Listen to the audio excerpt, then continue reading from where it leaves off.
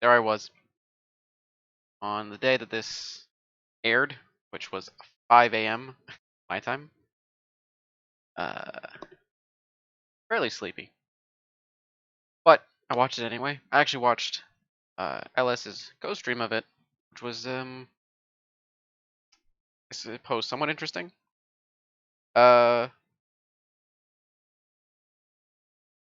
So in all fairness, I have watched I suppose a professional personality already discuss the game. He went into some depth. Uh, he was watching it live, so he didn't really go in and like pause it and then do a whole bunch of discussions about it. But I do have that luxury, and I will use that luxury.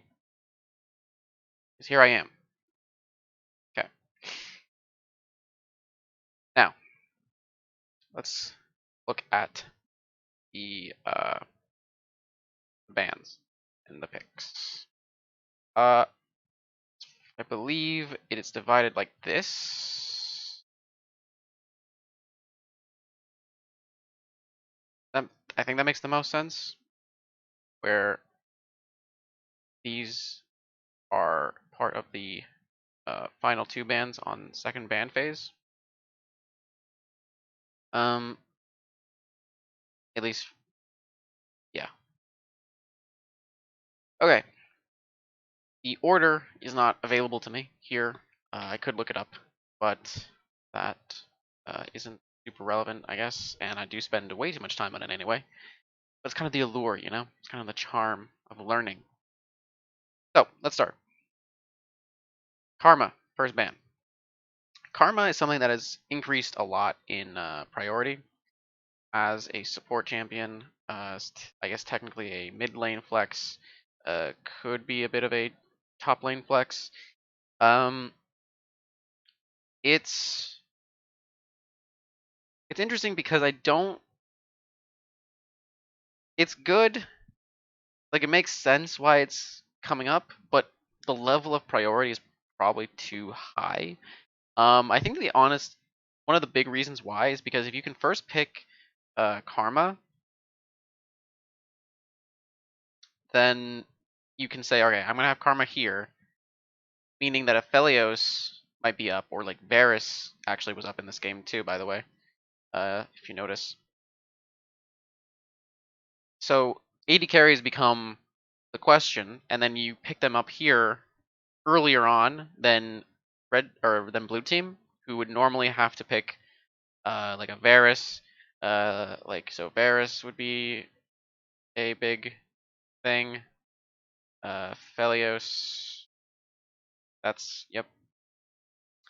So these two are the obviously like big AD carries right now. And you actually see it here in the draft.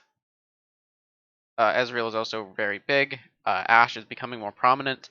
Then you start kind of going into like almost the tier 2, I guess. I know Kalista is also still very strong.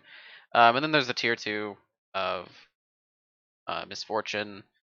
Who else is even in that tier?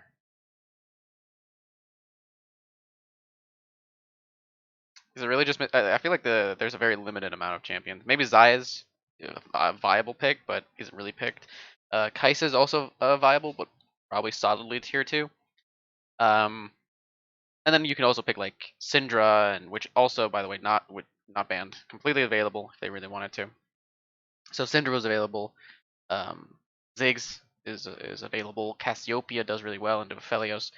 So Karma is interesting because it can provide a good amount of damage if it goes mid, and provides a lot of utility and shielding through the support role, and will do the same regardless of its position, frankly. But obviously, more damage comes from the mid lane.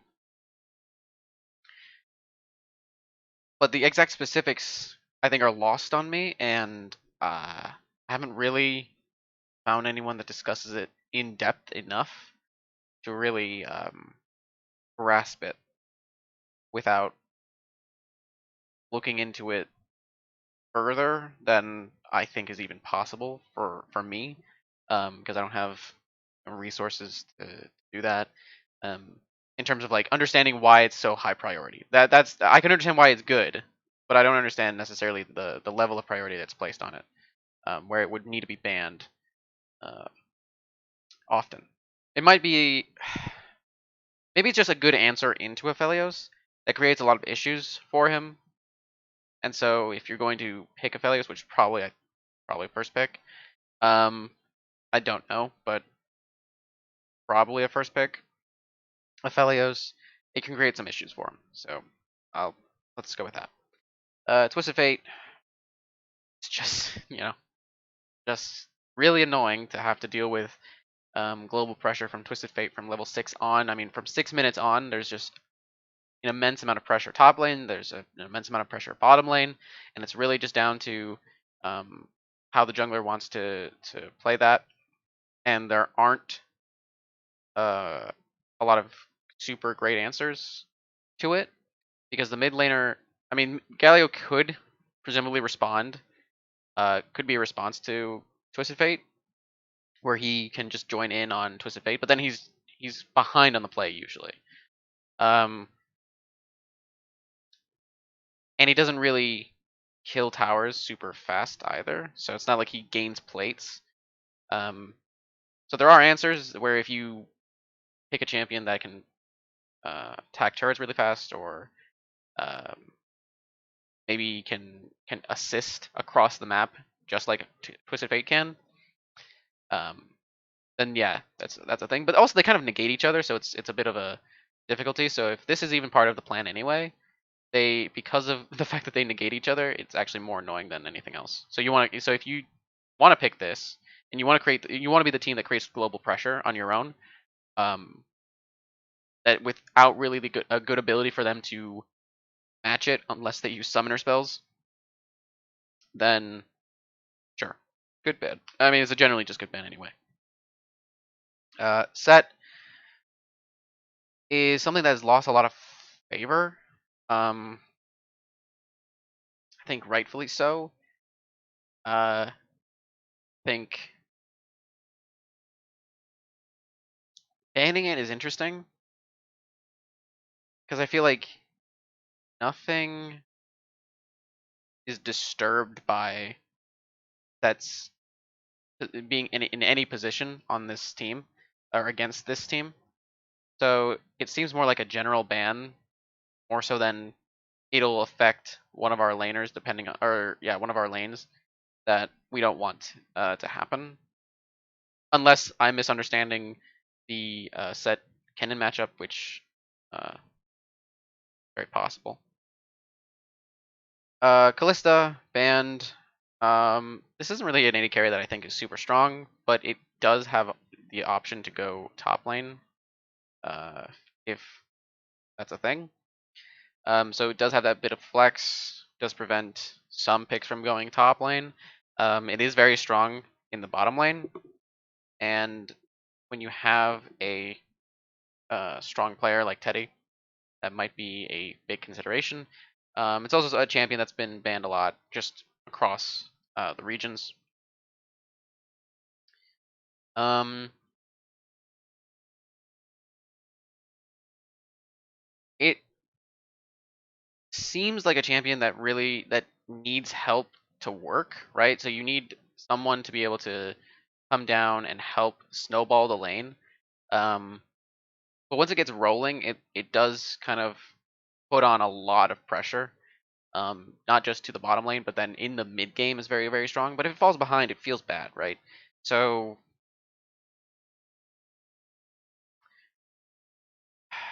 it might be one of those things where I always try to consider what that if you're banning specific champions that aren't just like, oh, this is just super broken, so we need to get rid of it. Like World's Pantheon, or like 4 worlds ago Darius or some nonsense, or Mordekaiser in 4 worlds ago too. Or however long it was. Yeah, so I like to assume that teams have a general idea of what they're picking, right? So pretty sure Ezreal doesn't have a great time.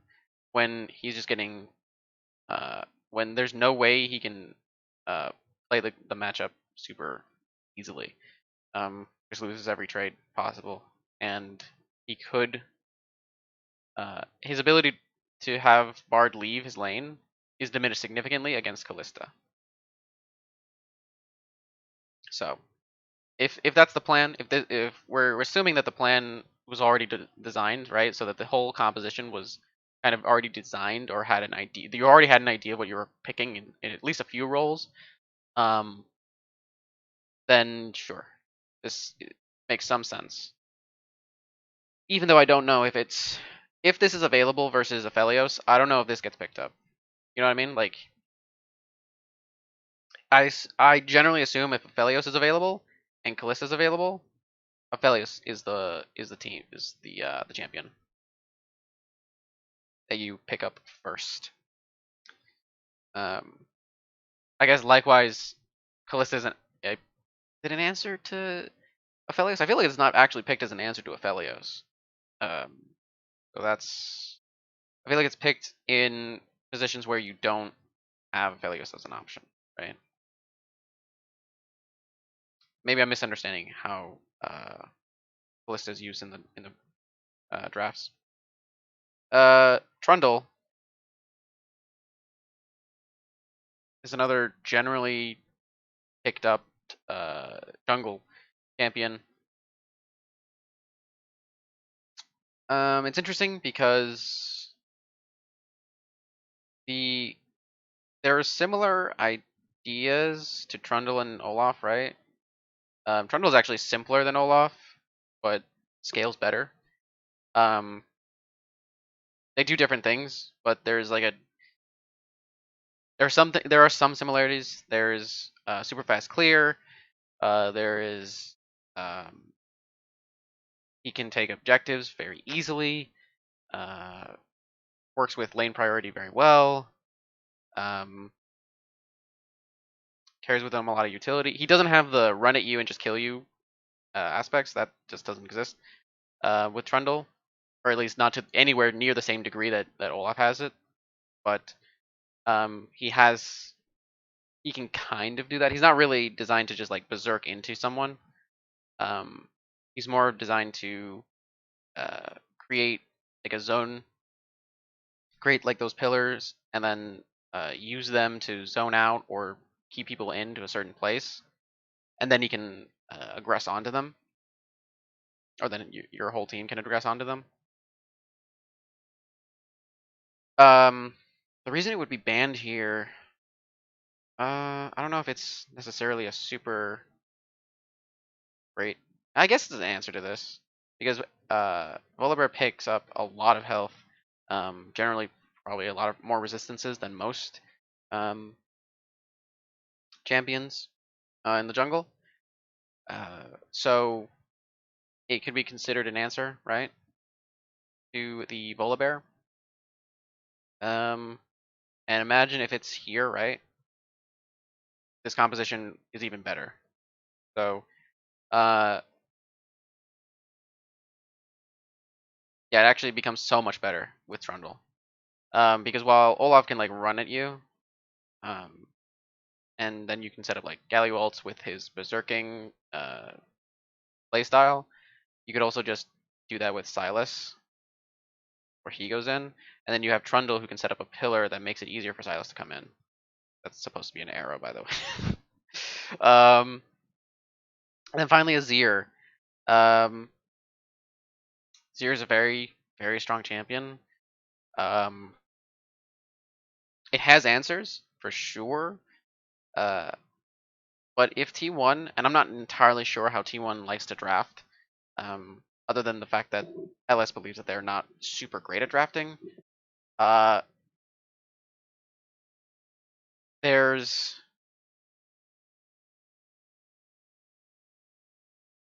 I think Azir actually does get picked up earlier on in like the first three than it does in like the LCS or LEC.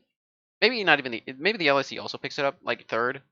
Um, but it's generally saved for the bottom two because it's in the LCS they like to put a lot of draft resources into the solo laners. Um, but here I think it's seen as like pickable there in like this spot where you if you can third pick it. Um, but it has answers. It does have ways of uh, beating it. Um, what are some answers to it? Corki works just fine, but I mean it was banned here. Uh, so I mean you're actually getting rid of the answers, right? You're getting rid of the answers for Azir. So maybe it's a case of Kuzan not wanting to play that, or maybe there's a composition that they were planning didn't have anything to do with picking answers into Azir, where they were more hoping for um, building a composition that can run in, run on, run in and kill Aphelios, right? So the plan is make them first pick Aphelios, and then pick a composition that can demolish Aphelios.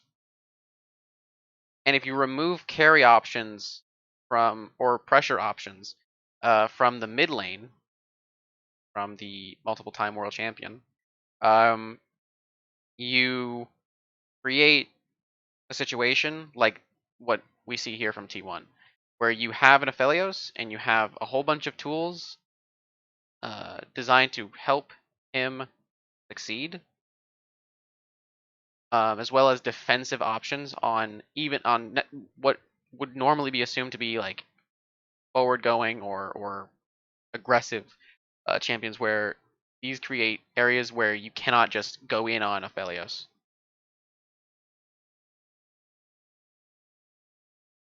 So in removing Azir and removing Twisted Fate, you do uh, push. You can potentially push them uh, to pick Aphelios first.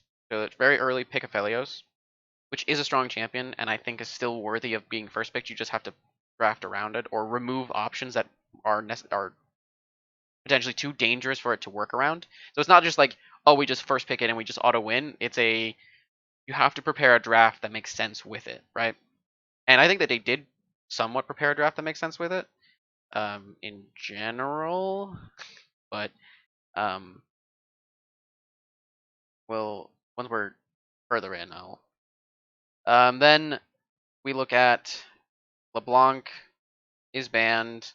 And then they ban out Corki, so they put down 4 mid lane bans. And the easy way of looking at it is, oh, it's Faker, so clearly, but that's not necessarily what's the issue, right? These are potential carries. These are all potential carries, and that your opposing mid laner has shown proficiency on.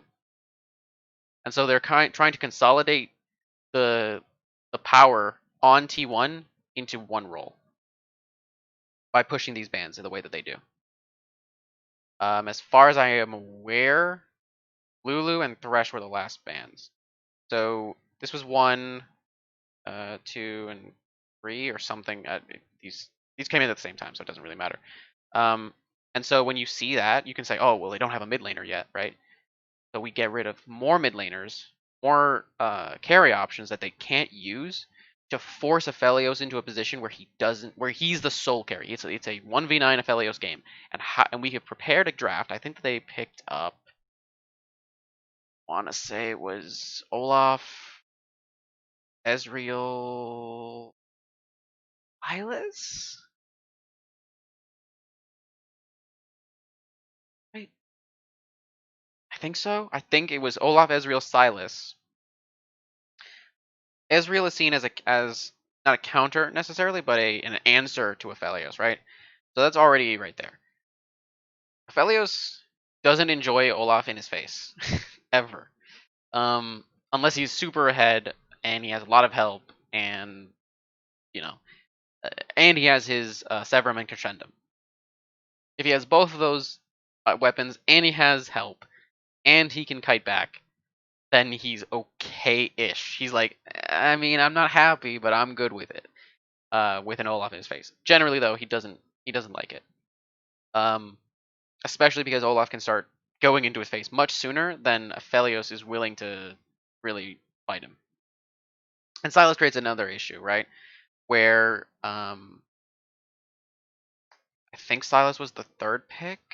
It would make the most sense if it was the third pick because you have a really good pick here. You have a really good you have a decent ultimate here, and Aphelios has a pretty decent ultimate. I actually don't know how how his ultimate interacts with Silas.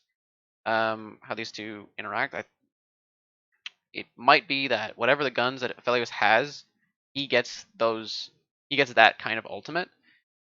So at the time of his, that's the time that Silas ults, he gets Aphelios's guns, or he gets the gun that Aphelios has as his ultimate. Or I guess I can watch the game and hopefully that'll answer my question, but I'm actually not 100% sure on the mechanics behind it. And then of course, actually, you get another really good ultimate later on in the draft, and was Silas picked? It might it might have been Galio. Might have been Galio. No, it wasn't because they banned yeah, no. It might have actually been these three. They banned Lucian, which the implication is that it goes top, right? I guess it could go mid. Maybe it can go mid, and maybe it's enough to harass Lulu, and so that would be an issue. Again, I can't know the order, and this is the highest quality VOD. I'm not gonna fish for 1,000 VODs to figure it out. You know what? You know what? All right, I'm gonna do something.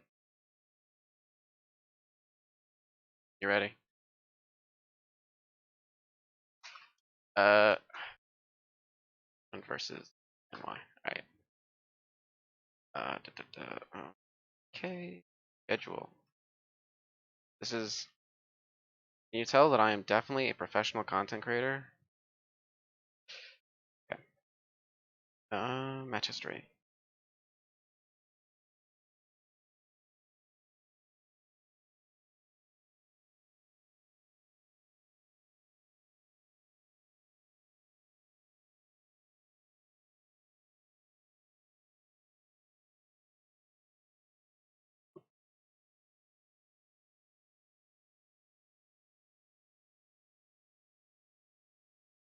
The last one. Okay.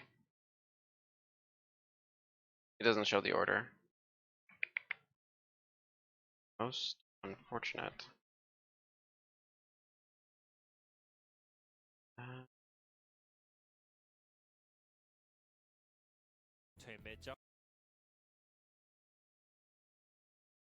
We're doing this live.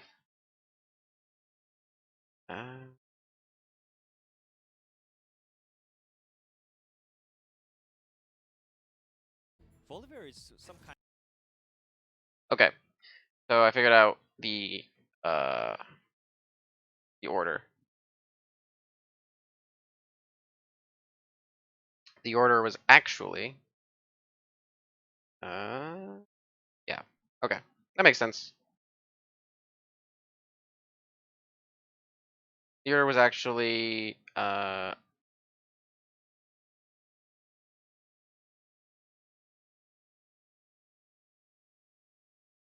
1, 2, 3. At least from what I can tell. Kind of. Volibear is some kind. Yeah. So it was 1, 2, 3, 4, 5, 1. So it actually wasn't Aphelios first. 2, 3, Kennen, and Lulu. So they both actually saved their draft resources on their mid and top. for that. Okay, so doesn't really change anything. The only change is that this is a really good answer to Aphelios, and this is also good into Aphelios, right? So they're really hoping that he just picks up Aphelios. And given that, he doesn't have Callista, he wouldn't have the Ezreal as an option, uh, then yes, that makes sense. Sure. It makes the most sense unless he picks. It would be weird to pick anything else other than Aphelios. What do he pick up? He could pick up Ash, Misfortune. I wouldn't really make it's hard here because I mean he's pretty much forced onto Aphelios. But they did actually first pick Volibear, um, which is interesting. Which I've seen it in LCS too. So basically, it's pretty versatile. It has two roles it can go into basically. Um, really want to stretch it, can go support, but doesn't really ever do that. Um, so you have the flex pick here, and it's just generally a very strong champion. It doesn't play defensively super well. Um, so in matching with these two is kind of iffy. Uh, so this matching is a little iffy and unfortunate, frankly, but it's kind of a whatever situation. I honestly feel like Aphelios is probably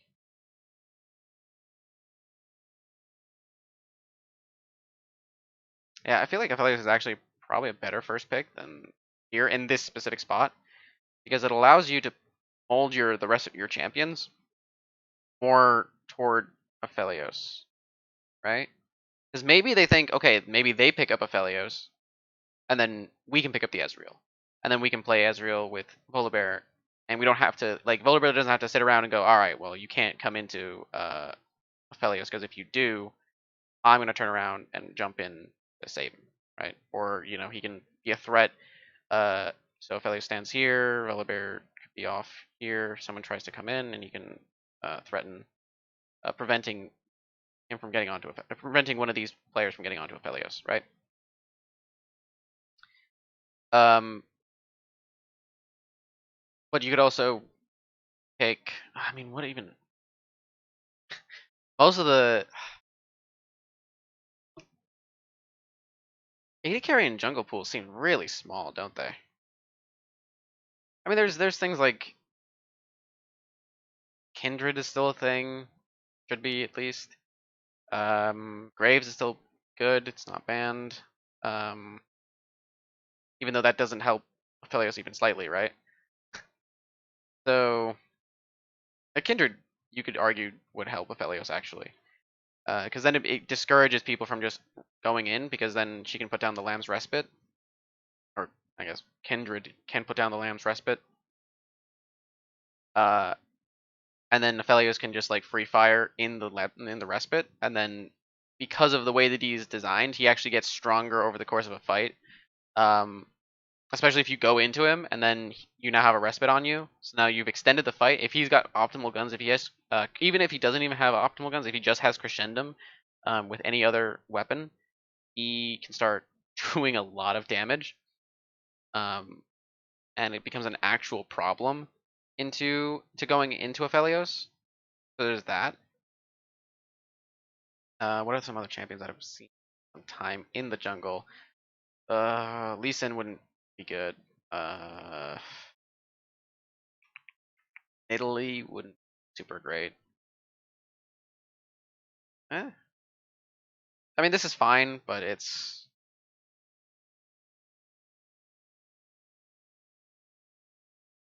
doesn't help Aphelios necessarily. And in a composition that you've designed, you have to help Aphelios. Like that's just your play. Anyway, let's actually talk about the draft, or the yeah, the final draft.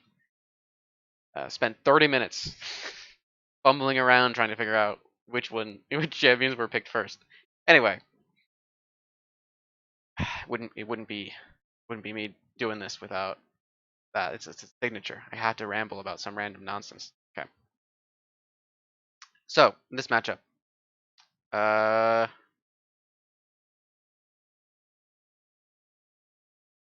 would imagine probably Silas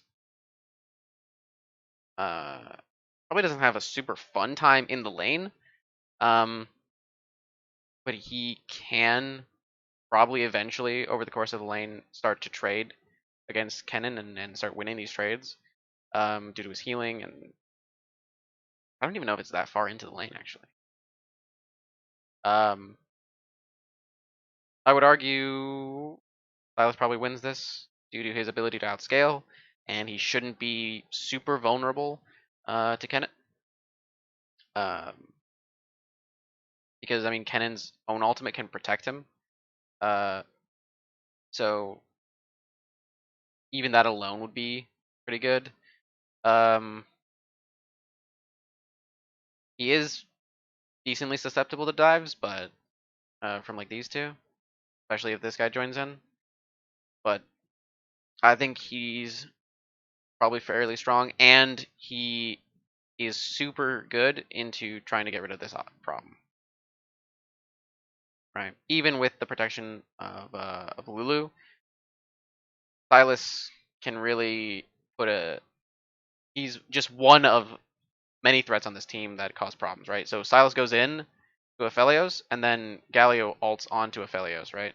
And then, but also previously Bard can also ult the Aphelios early, and then he might be able to dance around someone and kill them quicker, or maybe he takes this ult, and then he can actually, threaten Lulu, who's a fairly squishy champion. Um, Deceptively tanky, I think, after a few item completions, but she's decently vulnerable. Um, this matchup is jungle matchup.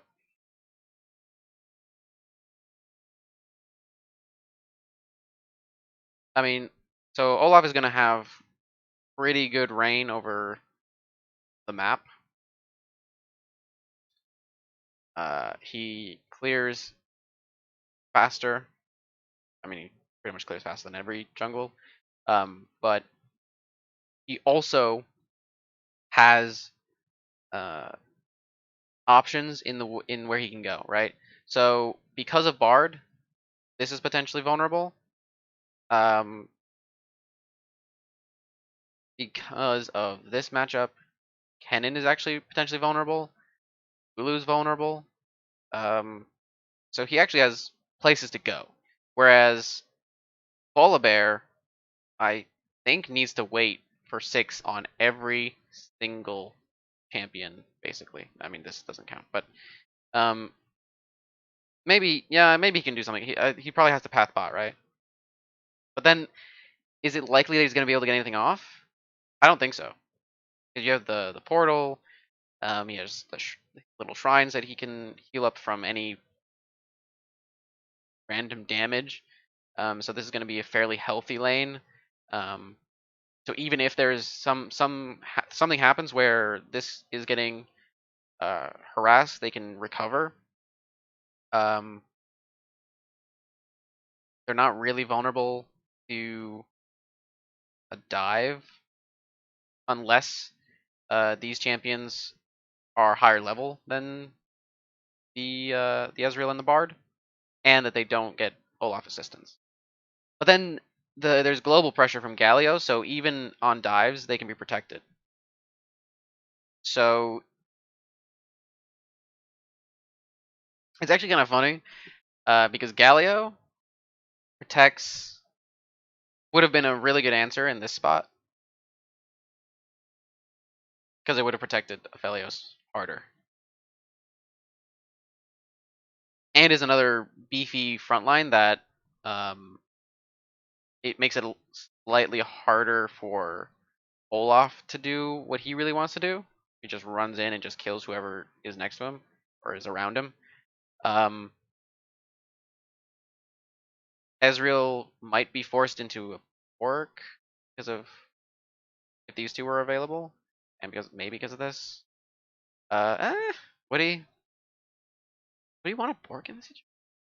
If Galio was on, you know what? That doesn't matter. Doesn't matter. Doesn't doesn't matter. Um, so I feel like Olaf is gonna have a better time in terms of the ways he can play it out.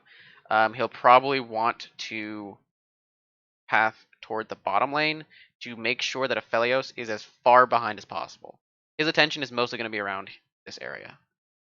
Uh, he can just hope that his Silas will go even with Kennen. Um, and I don't even think that's necessarily like a wild hope to have. Mid lane. I think Lulu's actually a good pick. I think it's definitely underrated from what I can tell. Teams just don't pick it up. I think it's actually really really good. Um, it might even I personally like it more than Karma. But that might just be a personal preference that has nothing to do with actual analytical understanding. um, so that's just me. Uh, I think that in situations where you have a primary carry, Lulu's obviously better. Um, because she just provides more to a single target than Karma generally can. Um, as far as how this lane goes, I feel like it's not.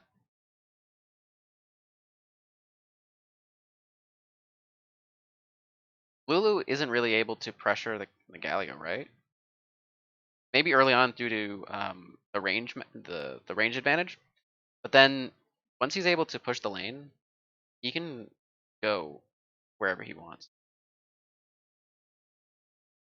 and it's hard for Lulu to follow, not just because of Galio's ultimate, but also because he probably out damages her by level 6. Um,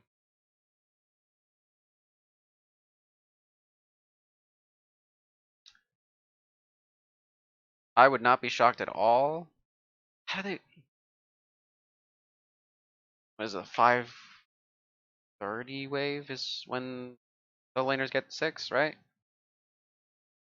So that might be a big play, but and all here's a big problem actually with and why dynamics have I think a pretty well devised comp. Not just actually pretty well. I think it's really well thought out. Galio can go bottom or top, right? So he hits 6, and you can't necessarily know where he's going. You can't just be like, well, they're 100% going to be diving you, so you need to be, or sorry, not you, so you need to be prepared, and Volibear needs to path to protect that. It's very possible that Galio could go here, or he could go here. Uh, and it may be just down to how Olaf wants to play it, right? So wherever Olaf prefers it, and I think that because generally, I think because of the nature of this lane, you're not necessarily trying to move down there. So this is probably the intended target. So again, because Aphelios is the big carry of this team, so this is the big thing you want to answer. Um, but you can't know for certain, right? He can go and try to kill this cannon to gain an advantage that he can then translate to maybe a TP play um, bottom, or maybe he can TP to top lane and then use his ultimate to attack the Aphelios. Uh, then Aphelios is the primary carry of this team. He literally needs to do everything in order to win this game, especially after 25 minutes. After 25 minutes, Kennen starts to peter off in power. He doesn't like just drop off a cliff, but he does kind of plateau. Um, Polar Bear's effectiveness, I mean, because he's going to be building mostly health items, and he's under economy due to being a jungler, he's not going to have any offense. It's just going to be a tank with some CC, and he does deal a decent amount of damage for a tank, but still not super strong. Uh, Lulu is not to be relied on as a damage dealer, so there's that, and then this is an option. Um, so yeah, it's really just Kennen to maybe get some good plays in during the mid game, and then hopefully bridge that to Aphelios. But Aphelios actually has a pretty good mid game as well. So the 2 item I think is the big thing for this team, right? Because 2 items is Brunon's IE, Protobelt, Leandries, Athene's Ardent Sensor, like Cinderhulk and a half item by that point, and then he probably needs to build a Mikhail's with the support item, so that's gonna be his 2 items. Um, maybe builds a Knight's Vow. That's maybe, maybe. But he's not. He doesn't need to be the intended target. Like no one is gonna want to hit this guy. No one cares. They're just gonna ignore him. So Knight's Vow is probably bad. Um, Redemption is probably another thing he wants to build. So Mikhail's to prevent getting CC chained. Um, so Taunt is big. Uh, Stun from Kennen ult is big. Um, Stun from Bard is big. So Mikhail's is and it's big. It's only big necessarily. Like it's not a huge amount of CC. Um, and it generally can be avoided. Like you can outrange this, or you can be wary of this. You don't have like this is a fairly short range stun as well. But because of the nature that Aphelios has to have, where he has to basically be in their face as much as possible in order to deal the most damage as possible. Because I mean, truth be told, they're going to be in his face. So because of because he needs to do that much damage, he needs to be as protected as possible. So Mikhail's is probably the item, right?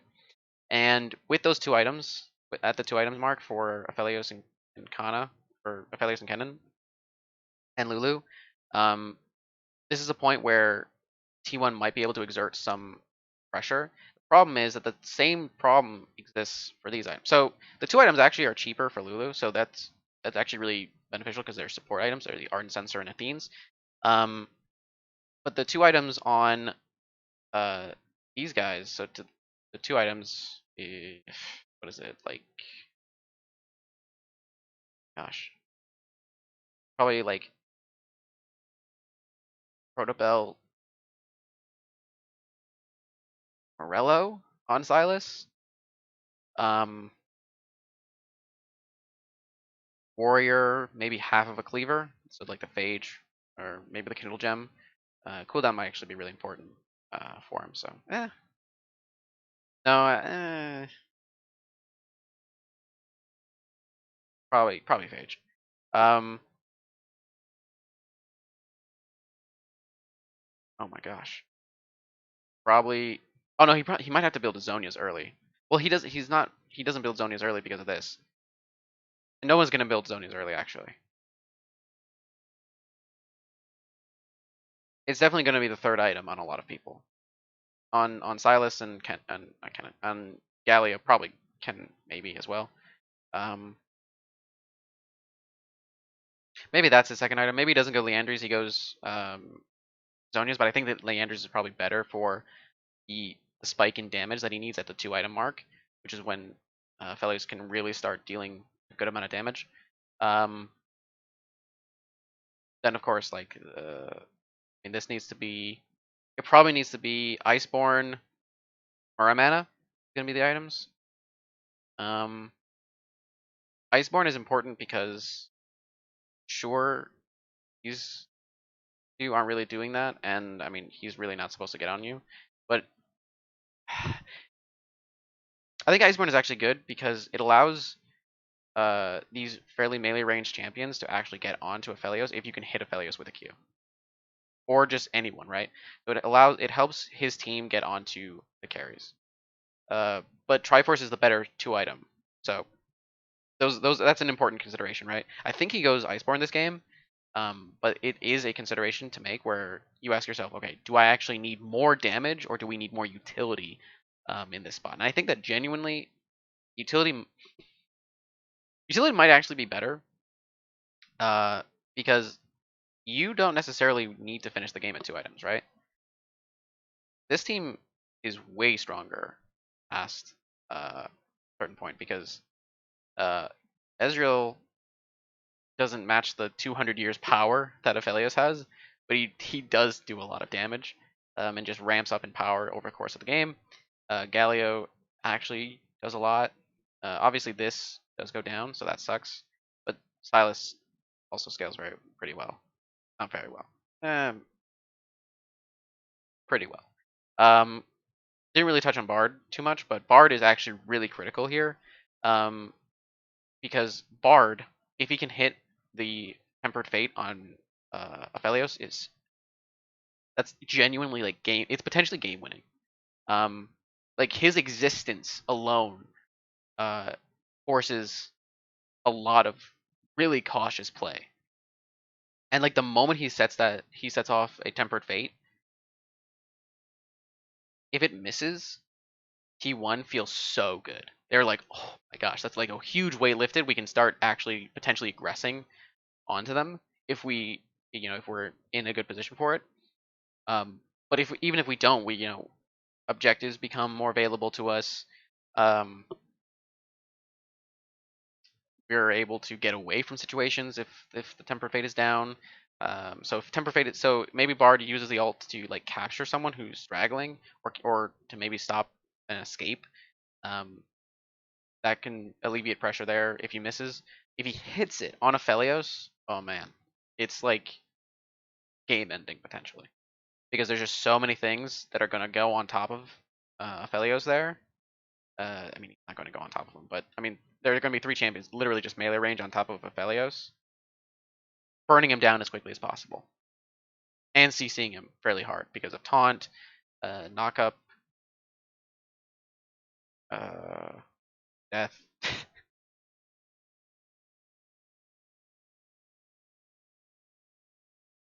So, but when I was watching this live, LS noted that he really thinks that this is a good draft, especially into a basically Aphelios 1v9 composition. Um, and while I generally agree, there is the idea that it's got some difficulties to it. It's got some inherent difficulties attached to it. So Silas needs to actually be able to get to where he wants to go. Olaf needs to be able to get to where he wants to go.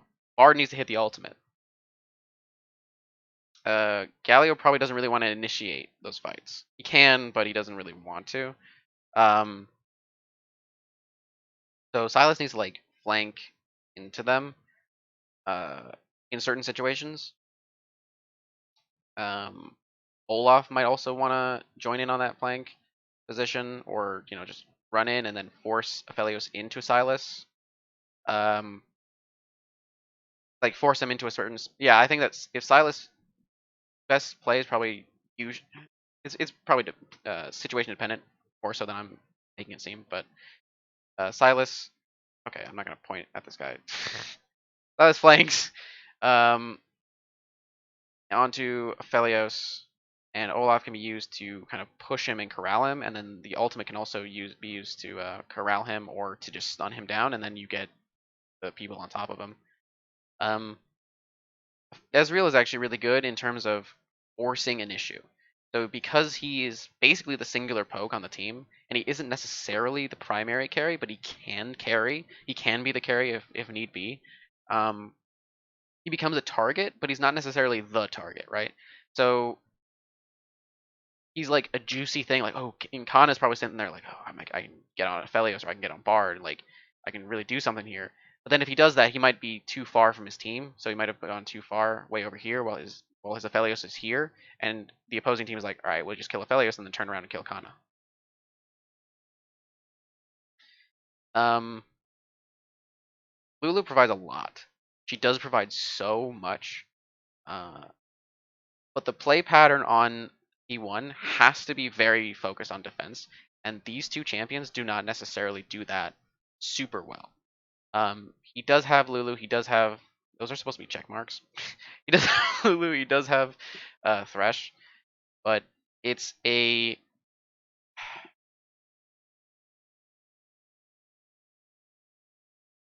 when I first watched this, my first thought was it's very dependent on Silas's and Olaf's ability to get on Belios.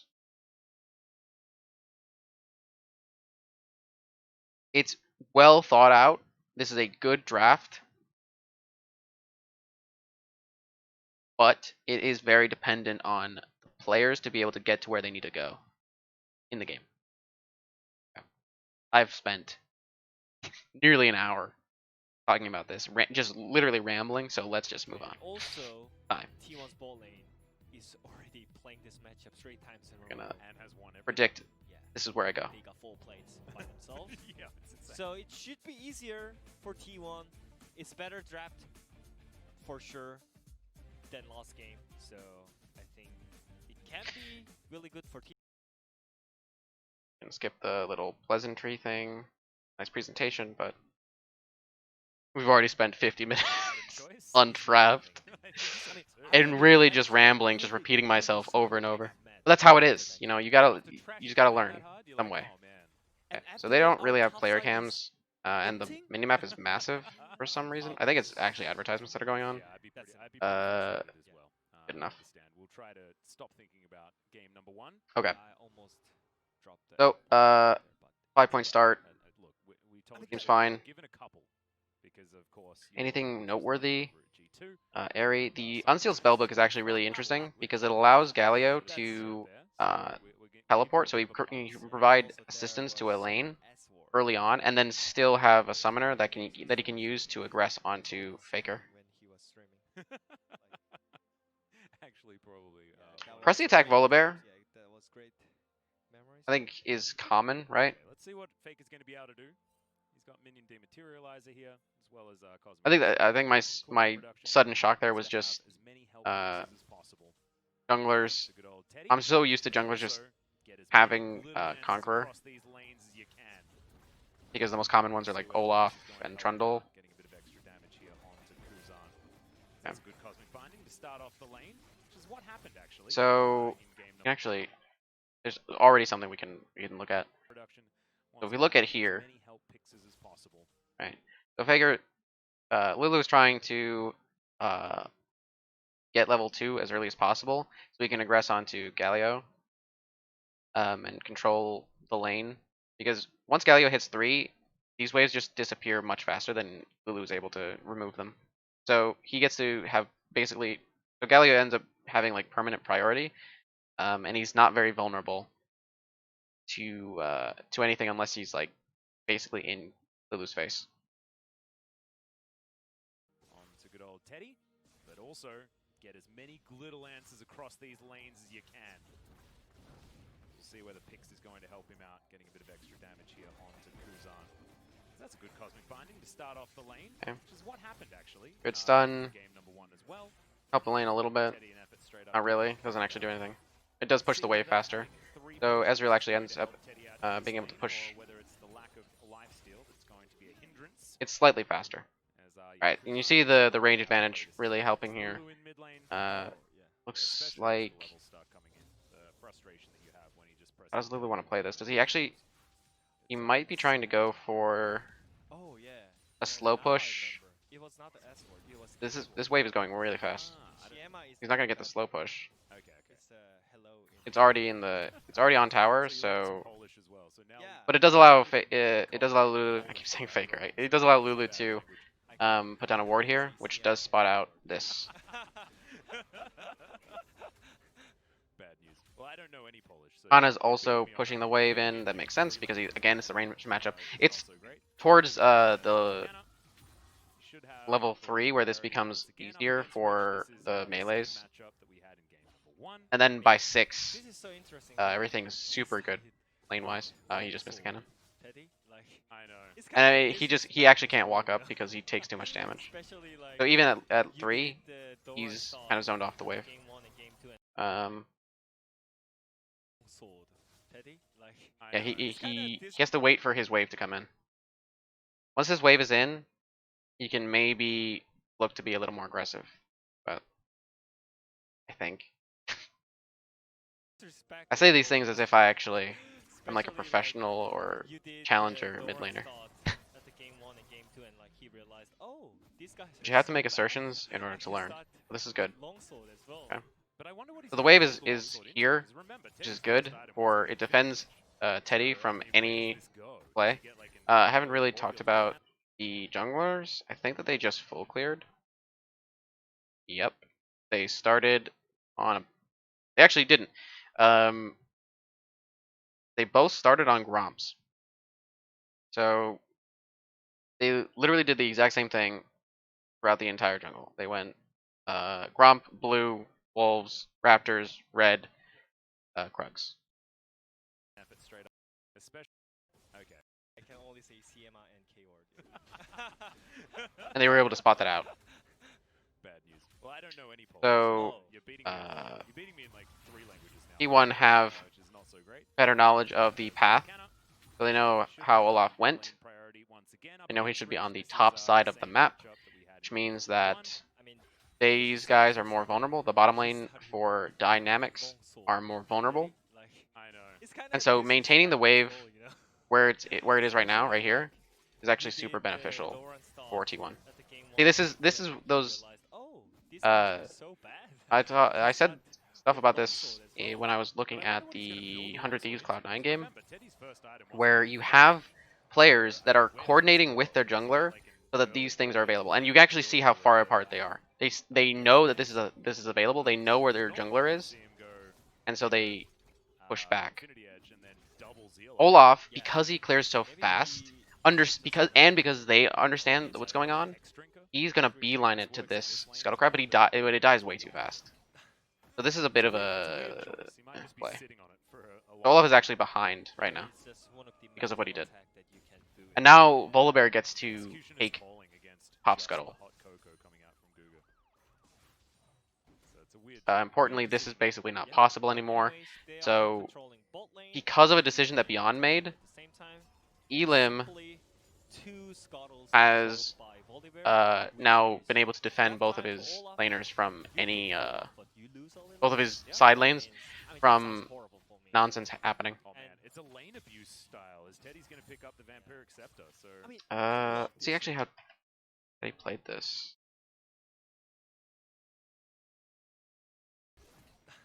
I don't know. It's a weird. They tried to push this in as fast as possible to recall without It's just one of the mental too attack big of that a you can deal. do. I actually remember, hold on, because LS was talking about how Something that he can. As Canna, I think he was talking about another game. There's no. I don't think it's this game. Infinity This is Edge not and a. then You double Zeal can't. item. yeah. At least from what I He- saw, he's maybe just gonna I flip missed it. a frame that showed it. It would have shown like Which I guess works where in this Teddy could game have pushed as it well, in not as a really beyond. for a cheater. They're pushing this in as It's a fast as weird- possible. it's a weird choice. Yeah, He might they're just pushing be the wave sitting on it as for fast as a long possible, time. so It's it just looks like one of the that's mental attack that you can do in it's the same effect as Execution is calling against a cheater just recall. the hot cocoa coming out. because that's what he ended up doing.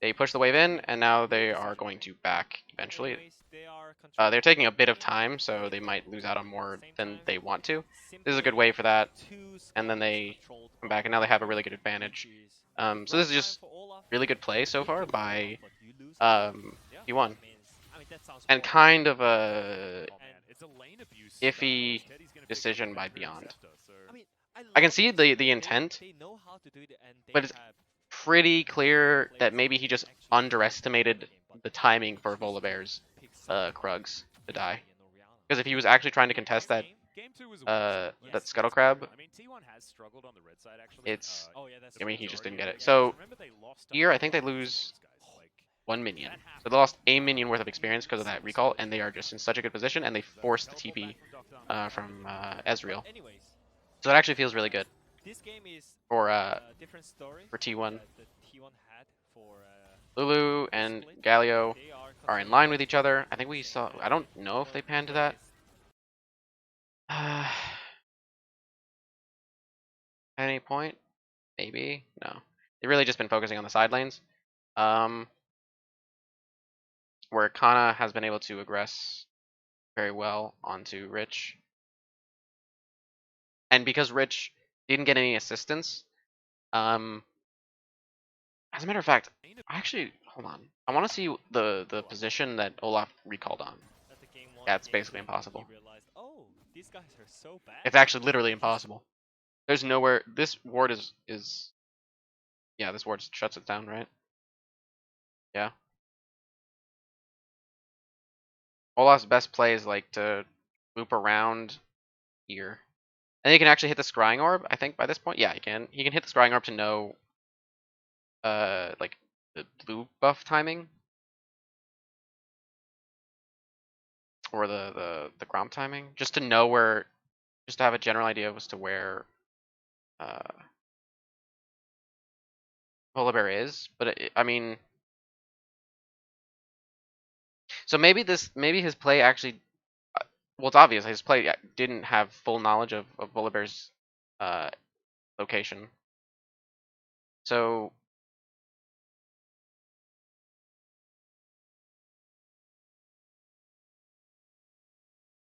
maybe that doesn't matter. Maybe the full knowledge doesn't matter, but the idea behind it. I mean, he can't gank Kennen. Kennen is pretty much entirely protected.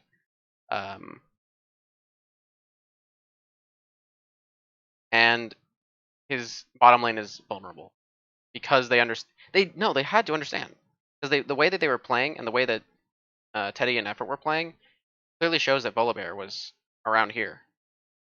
They have to know. Yeah, go back to the recall. Which is one Uh, time for Olaf. You picked Olaf. And it's a lane abuse style, as Teddy's going to pick up the Vampiric Scepter. So I mean, Teddy didn't use any of his you picked potions, Olaf.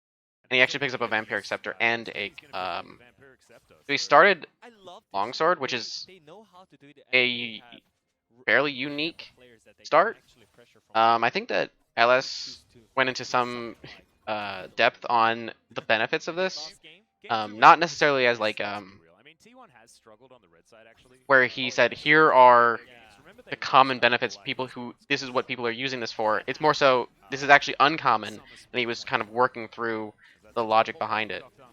And he seemed to actually really enjoy the this specific start. Different story Um, that T1 had for. so it is interesting actually. They are controlling all three lanes at the same time with one of the greatest jungler for the early game. Okay, the lanes are going about as you'd expect. Faker put down a ward here. This does not need to be a thing. He knows that this is a thing, right? And then this is super bad. This is not acceptable. So, Bard and Olaf, they know that this happens, right? They know that there's a control ward in here. And they, of course, know that this is the next objective. They know that this is where conflict is going to happen. The issue is that if you just wait 30-ish seconds, you really can't. Because Olaf has nothing to do except aggress onto Raptors. His entire bottom camps are gone. The only camp that's available is his, because I think wasn't super paying attention, but This game is Teleport back from Doctor. that's The true. majority of their games. Remember they lost to Harmony. this is like a curse of clearing way too fast. That happened in Summer Split 2020. As that's the teleport back from Doctor. Unbelievable. But any pick something like, you know, they can Struggled Not on the even. side, actually. From Doctor. they are controlling all three lanes at the same time with one of the greatest. Because he's actually behind Volibear, because Volibear got the two Scuttle Crabs, right? Wandering towards the bottom side of the map as Beyond is going to move on in. Oh, super speedy. That's what happens. Now the Scuttle Crab is dying. And it's very frustrating. Look at that. Glitter Lance always hits. My goodness. This is really Well, not he's gonna good. land onto Beyond. He's only level 5, guys, and he's very, very dead. I'm not 100% sure Faker needed to flash that. And now Guga might be in I'm actually fairly certain he didn't, but to each their own. You were perfectly allowed to do whatever, just like how Olaf Beyond was allowed to go into that for really no reason. He was really greedy. I mean, there's no reason to do this. It doesn't help you.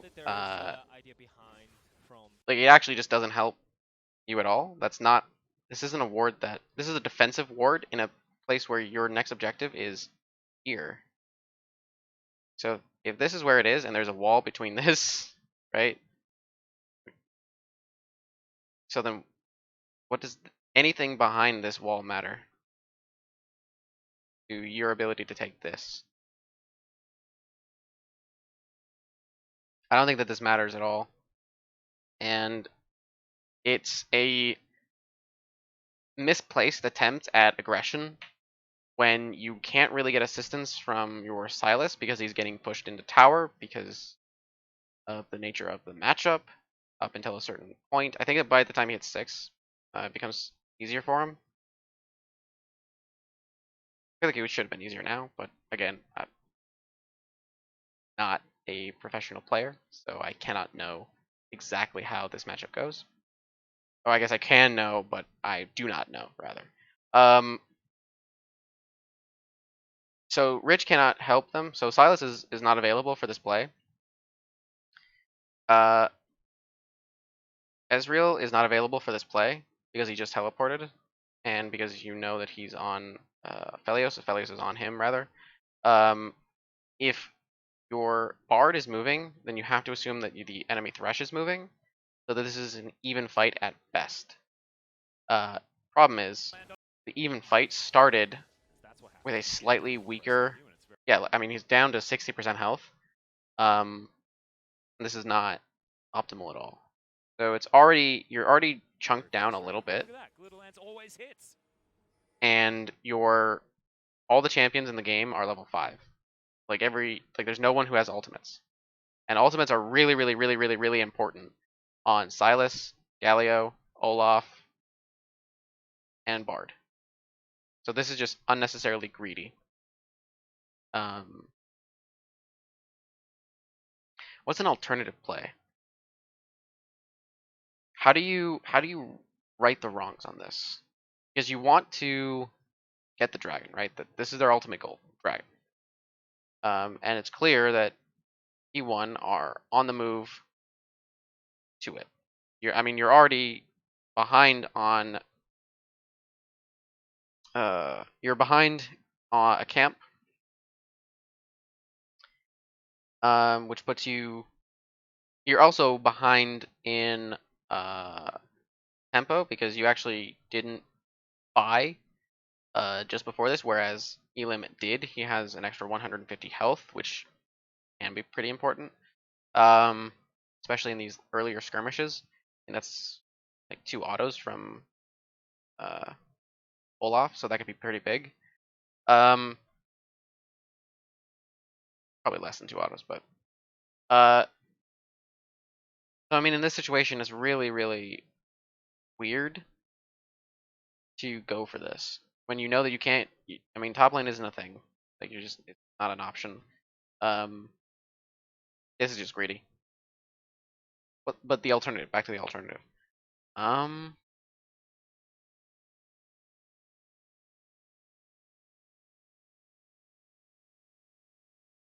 The alternative is Olaf not inting the route. I mean, they have 2 scuttles controlled by Voltoli lane. Yeah. That means, I mean, that sounds horrible for me, you know? Oh man, it's a lane abuse style, as Teddy's going to pick up the Vampiric Scepter, so... I mean, I love this, you know? They know how to do it, and they have... So, the path that Elim started benefited going for Dragon, because the camps go in the same timing, right? So, you kill them, you go boom, boom, boom, boom, boom, and then you can go back, kill camps on this side, but this is no longer relevant to you when you want to go down here. So then these camps are coming up when this is becoming a contest. So then you actually have something to do. Whereas the opposite happened for Olaf. Also, he looked, he saw, So this is one of those problems that uh you see that I think is really weird from I think this is from like this might be a problem that junglers have when they're learning like the sequence camps. They see, oh, the camp is coming up, I had to kill it, I'm right here. And then he sees, oh, the camps are coming up, I'm right here. And then he sees, oh, the camp is coming up, I'm right here. And now he doesn't. He's catching up in farm, right? Like sure, but he's still down the one camp, right? And that doesn't change.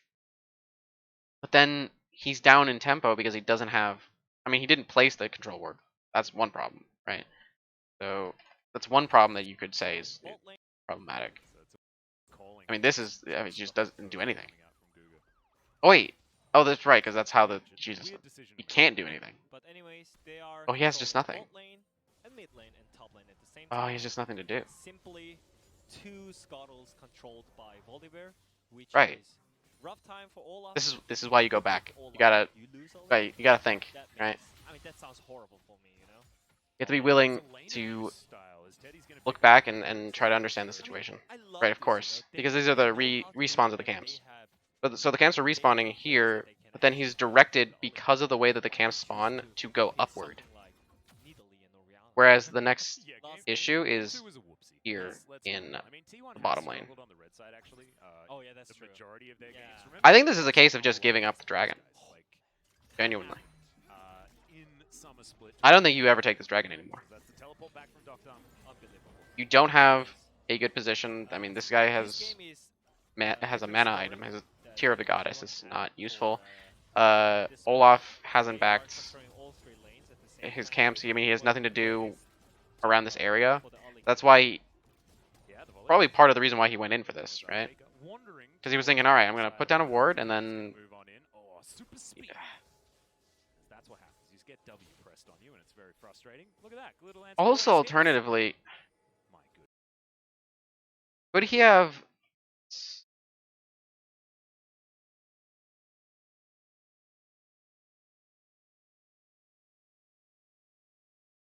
Really awkward, actually.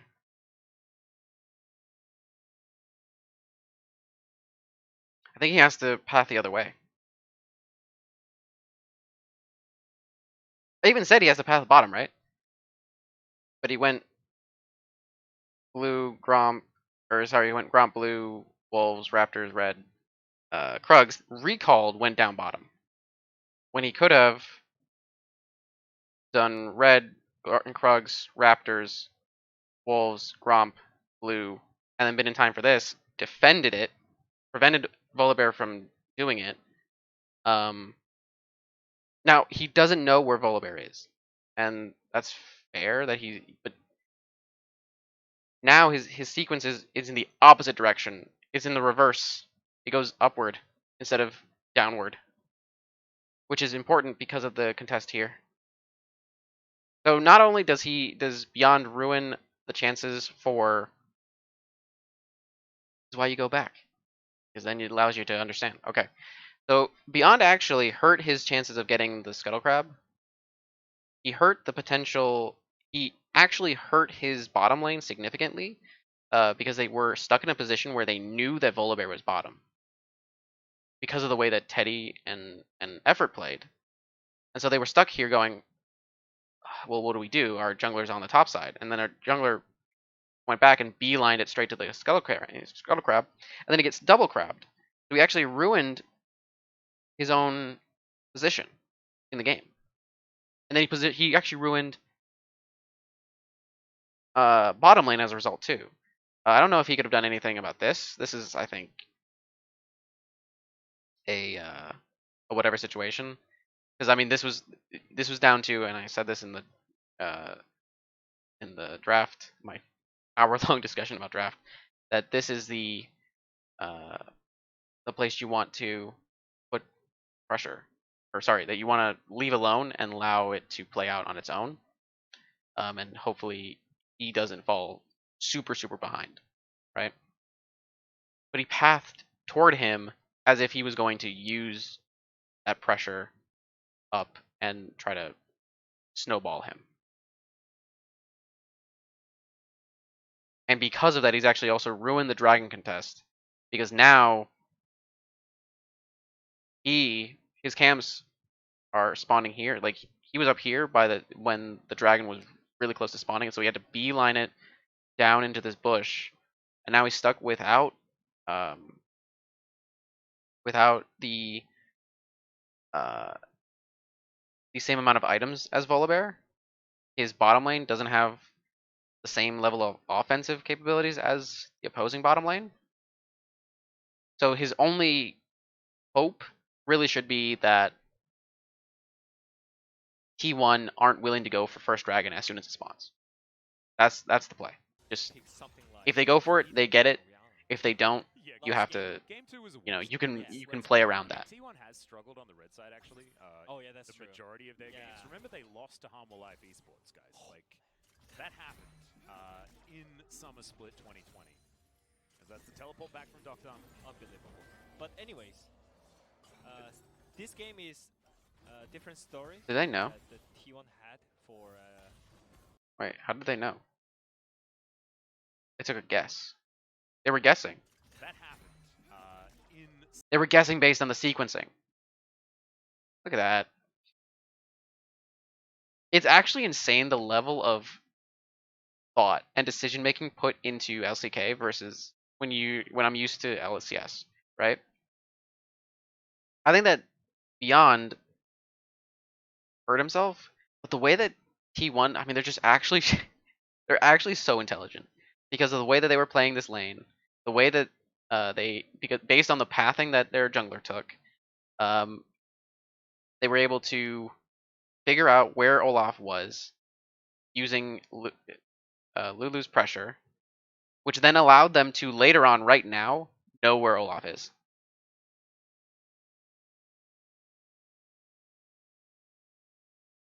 Summer Split 2020. As that's the teleport back from Doctor. Unbelievable. But anyways, this game is a different story. That the T1. So yeah, without the necessary They are levels, I don't think that Dynamics can do anything without one of the greatest. without that pathing, and especially with this fairly bad play by Olaf. As, Faker It takes me a wandering second, towards the bottom side but of the wheels Beyond is gonna move turn. in. They get Super there. speedy. That's what happens. You just get W pressed on you, and it's very frustrating. Look at that. Glitter Lance always hits. My goodness. And What a champion. Hook is going to land onto Beyond. He's only level 5, guys, and he's very, very dead. That's the Thresh picking up the kill. And now Guga might be in trouble as well as Effort starting this one off much like he did in game number 1. so you have both pressure, so you can easily move up to the mid lane when you have Okay. such a great tool. Now the level 6 wave is in, right? I know that there is an idea behind. Here it is. From Big- Dynamics level that 6. Bard was So moving now, to mid lane. we could be looking It at was some not problems. the Rich move is looking to from the go regular back pressure, you know, so Kinda just so that holds he the way can. to make sure that this Oh no, one he isn't going to, better tempo. kinda used his ult to clear the wave, so he actually gets to Recall stay. timing, won't have to use the teleport, which will mean they'll be He'll get able 6 to here, and then he'll be able to teleport in. Same As Rich way that will Kana go gets to home come in. as well, and the lanes are going to equalize. So let's have a look at this one again. Beyond walking in level 5 with half health. Actually, That was Kana so might not funny, you know, choose to that was teleport, but so disrespectful from. like he might choose to I mean, they just should know walk that to lane Thresh because it can allows always him move. the option Hva det bør if he gets gå? Galio Look, in his face. I'm acting like I'm going back. Yeah, nice. This is So fun. it- This is a fun little feature they put in. Nice. Setup. Yeah, Faker. Faker's was very Faker. twitchy. Puppet Master is And oh, also- I don't understand how this happened. Oh, You see okay. that? Magical journey, one hell of an ability. Genuinely. Apologize. And yeah. Look at Oh, this. oh, Elim just gets free reign in that jungle. First item. I think he's Wow. just gonna sit on the Okay, but then there's a trade. They understand that there is going to be a trade. This is just for They lane. understand the trade is happening. That's my opinion. That's what I think. I don't know. Look, They're okay with this. Yeah, but anyways, look at the And control and of Kana this is playing that lane the way, by right? T1. And God. they actually both held control on and to they are teleport. completely They both managed to hold on to destroying teleport, Dynamic um, side. This is such a disaster, and which is really good taking a while. for Kana. Turret is Yeah. going Wait. to be picked up. and also Wait, the reason did he why not hold on to teleport? Oh no, he didn't. Wait.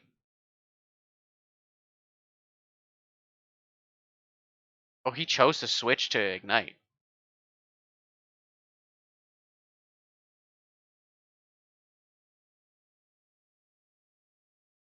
That's actually insane. Wait. These players are so good. He goes Ignite because he knows that Olaf is on this side of the map. If he dives him, he can maybe get a return kill with Ignite. And then he goes back to lane because his summoner will switch back to teleport. Wait, is that how that works? Or is that a graphical glitch? I'm gonna assume that's what it is because that's like super good. So it actually provides kill pressure for him against Rich, against Silas, because Silas will be able to use Kennen ultimate as well. And then it's down to Silas probably has a better kit overall than Kennen.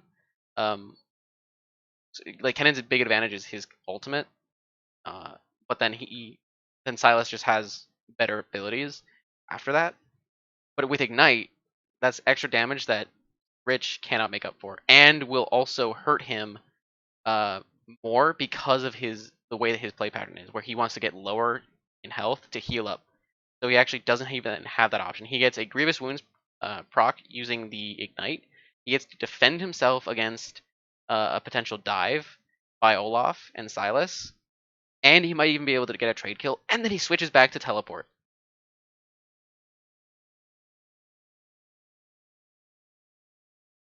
It's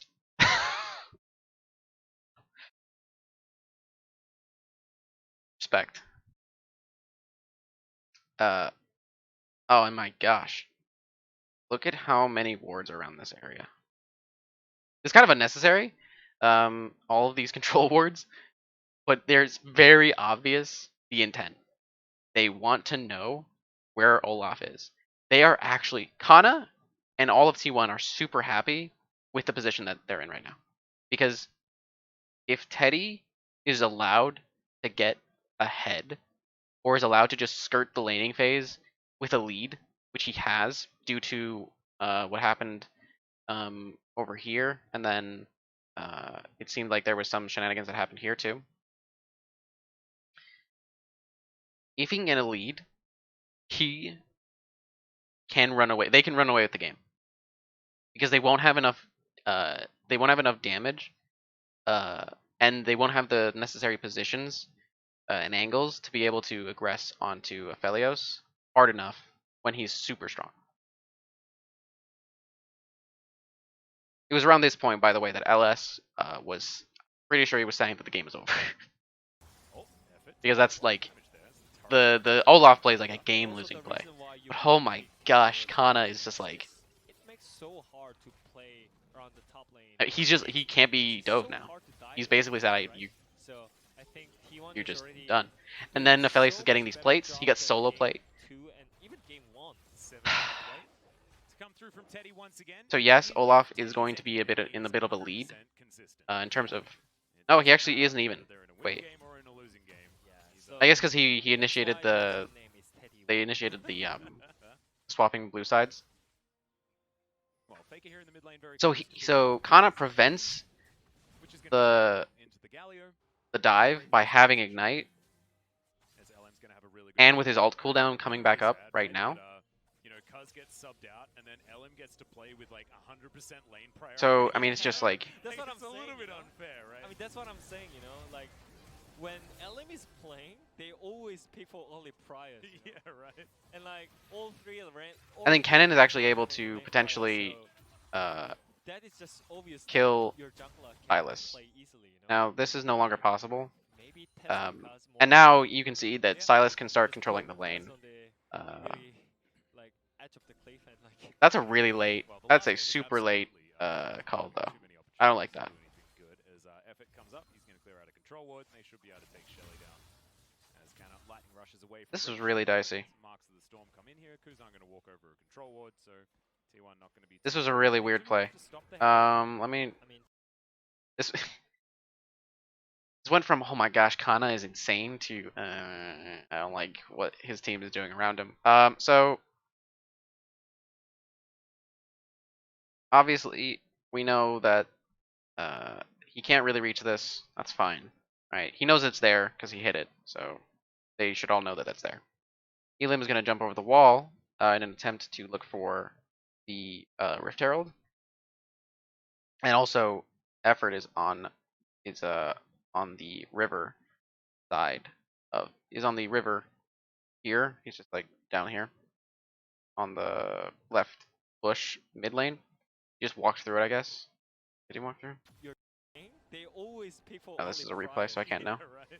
And like all three He did walk through. all three lanes are He walked from behind, so he doesn't necessarily get spotted. Your jungler can Um, you know, and they're like maybe testing Kaz. Lulu is pushing in the wave so that he can Just put respond, Kaz on so the she can respond really, to this like, at the play. lane, like, Well, the last Effort game should know that fixed this isn't the going to problem work. of not having This is any fine. opportunities to do anything. Effort comes up, he's going to clear out a control ward, and they should be able to take Shelly down. As This Lightning rushes away from Rich. that's pretty dangerous. Marks of the storm come in here. Kuzan going to walk over a control ward, so T1 Just not walked gonna over a get too control worried. ward, They doesn't do care, I manage to guess. stop the Herald. So they were able they're to losing stop wave from this. mid lane, so I feel like they this are- isn't T1 is still really against one feasible advantage. from T1. Yep, Guga Um, is going to get the They actually ended up that, just CJ giving it up. It looked like a situation where, oh, can we get this for free? We'll just look for it because we don't have. It doesn't seem to be anything that we can do. And they just took that advantage. Yep, Beyond is going to be over here, and that's a red buff over for LM. So it should be Shelly being taken. Yeah, I believe Dynamics The managed to pick it up. Dynamics took the advantage.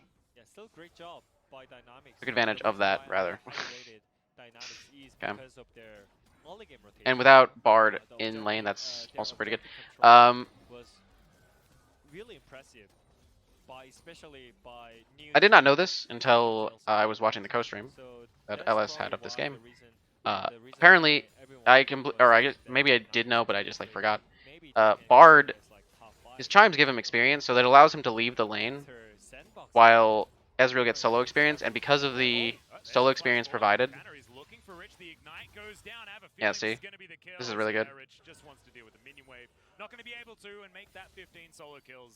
And then he gets back his teleport, so now he just has teleport. Like, Okay, Moonlight Vigil comes down and Dr. Arm goes down to half health. There's some cocoa. Just wait for the cube of sugar to be dropped in there, and maybe Dr. Arm should be okay. I feel similar thing Teddy's like game one. Spellbook is pretty good. Because their mid and AD carry is already farming. Top lane is already like their lane matchup is already done. The Vampire Acceptor doesn't actually build in anything that Teddy wants early, so that you could argue that it kind of stunted him. Dynamics need to change something. But They need to change something. Need to do something before T1. oh, he also that was lost Kennen ultimate too, so he didn't even have an ultimate to use, so he couldn't even really retaliate. So this is kind of greedy by Play there from Canna just to make sure you Rich grab that to go kill. forward. It's what happens when you're winning the rest of the map as well. You are able to go for these sort of plays. 1,800 gold going to be the lead. Aphelios has pressure. This is not really dynamics to take. Soul is going to be a good one. Infernal or Ocean this game. It's really kind of cool when you think about how just the starting path affected Dragon. They put down the Rift Herald to get some potential position down into the river, which they do get, but it's only momentarily. This might be a situation now that Aphelios left. You gotta give it up. Why did he leave? They have full control in terms of vision. If he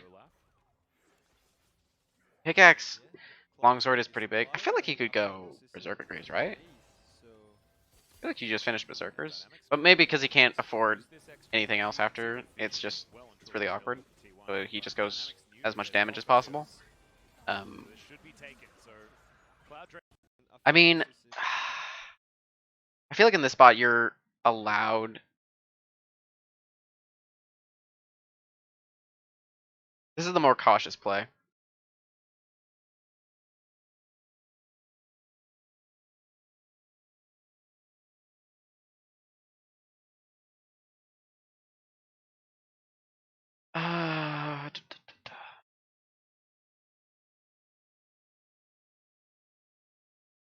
What they're doing right now, what T1 are choosing to do, is the way more cautious play.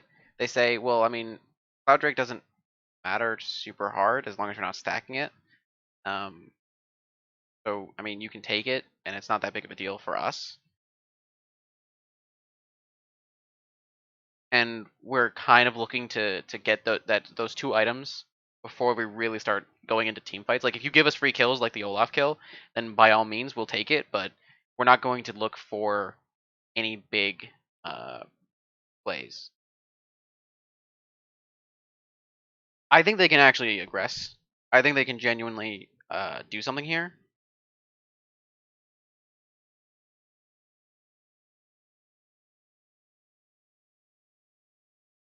Because I do have item completions that and just better items, and they have better items in general over all of Dynamics in every single role.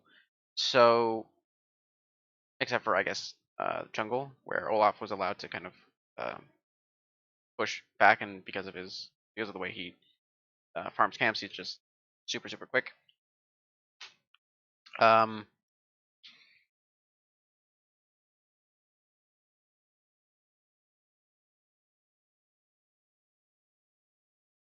I honestly think you could take this. I think that in LCS for sure, a team in T1's position takes this fight.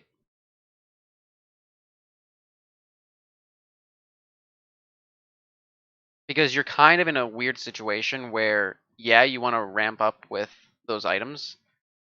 You want to get Aphelios really strong because he's the primary carry, but you're also in a weird spot where they also want to get these items, right? They also want to hit these breakpoints. They also want to hit all of these, not Olaf, but they all they want to hit really strong points in the game where they're also going to be really strong.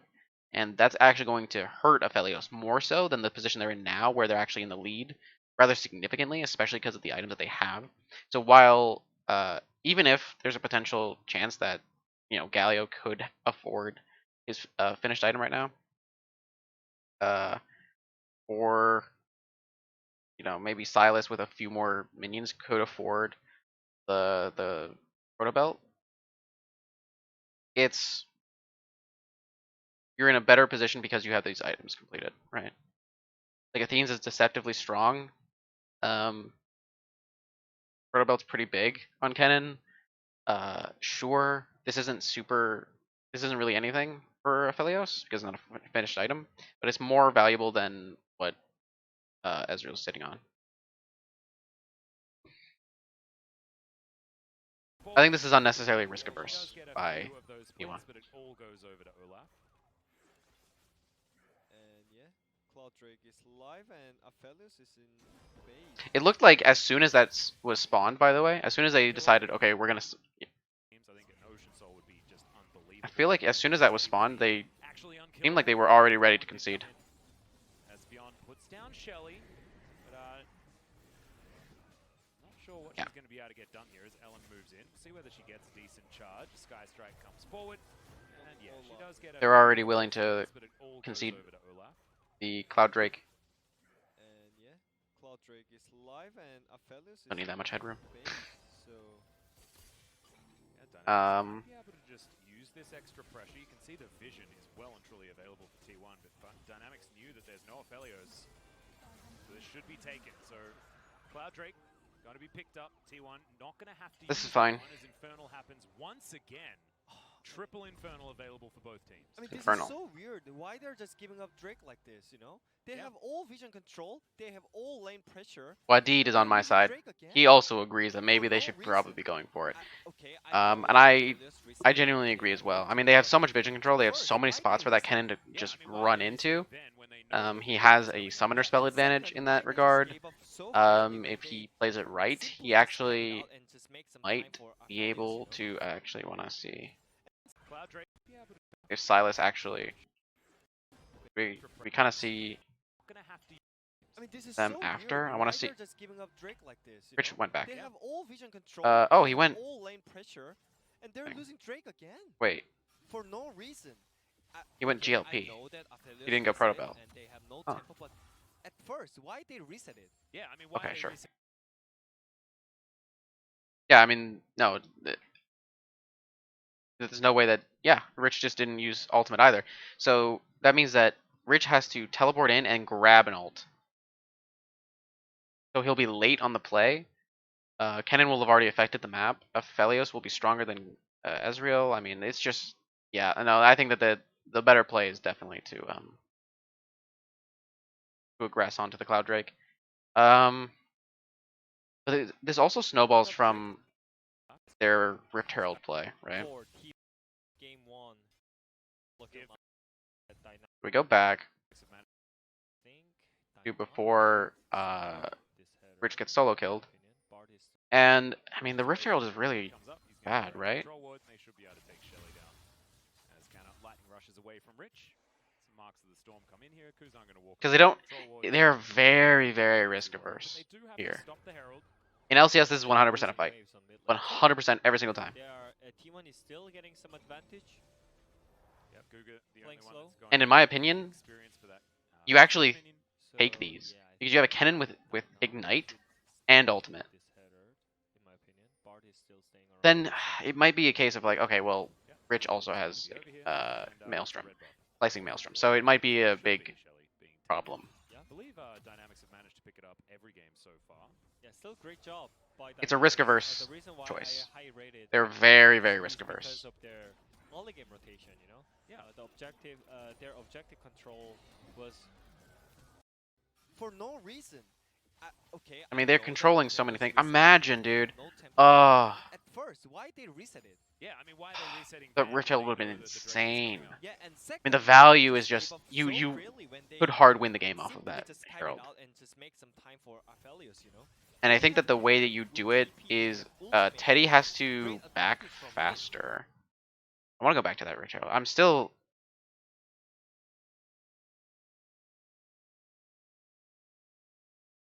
Wait, why did Faker use his ult? What did he use his ult for? Farming, and their top lane is already like their lane matchup is already done. Happens right now. Solo kill. I mean, this is exactly. Oh, they have a fight. Did they not highlight that? Play there from Canna just to make sure that he can grab that kill. Yeah, this was happening, I guess, too. The rest of the map as well. You're right. This was happening just before These sort of plays. 1800 the gold. dragon fight. Going to be the lead. Anyway, The reason why I high lanes are having lane prior, so what's the play? like when LM is playing, they always pick for early. Good time. And I find it really, really sad, right? That you know, Cuz gets some as LM's gonna. I think the way that you get this Herald, which I think is actually genuinely really valuable for T1, is Teddy has to back with effort and go to the Herald. Then it becomes theirs. This is kind of like a half-hearted effort, right? Where you have effort go back, and then if it's free, it's free. Like we just take it, but they responded, and so it's like, oh well, not free, so we just don't get it. This might be greedy by Teddy. I don't know who's making the ultimate decision on lane assignments or like this specific play, but it might just be too greedy from Teddy to wait for items. Gonna have a really good time. And I find it really, really sad, right? That a losing game. What did he back for? Yeah, that's why their team name is Teddy1. Efra might have backed too early.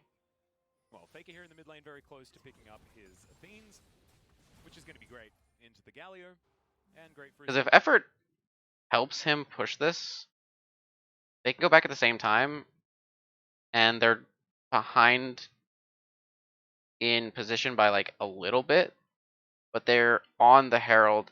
It really just seems like they didn't think of Herald as an actual objective, and they just saw it, and they just thought, okay, if we can get it, we get it, but yeah. So that's a little bit unfortunate, play-wise. Going to be picked up. T1 not gonna. Okay, then we Makes listen to it. Wadid expect complain again. Teams, and it makes it so hard to just consider T1 as top team, you know? When we see these kind of weird and mysterious play by T1, you know? And they already lost one game against Dynamics, and this is horrible. And that was the reason why they lost as well. You'd expect that Coach Kim probably gave them a Hey, few stern words about. Buddy's going really hard on T1. But once again, I think like if you're min-maxing, right, and you want to get as many stats as possible, you'd prefer to have 3 Infernal Drakes or Ocean Drakes rather than a Cloud Drake. But what it does is it delays getting yourself towards a soul point, which is just so valuable for dictating the pace of the game. Yeah. So I completely agree with you that it's not what you I want. mean that stems from the Rift Herald.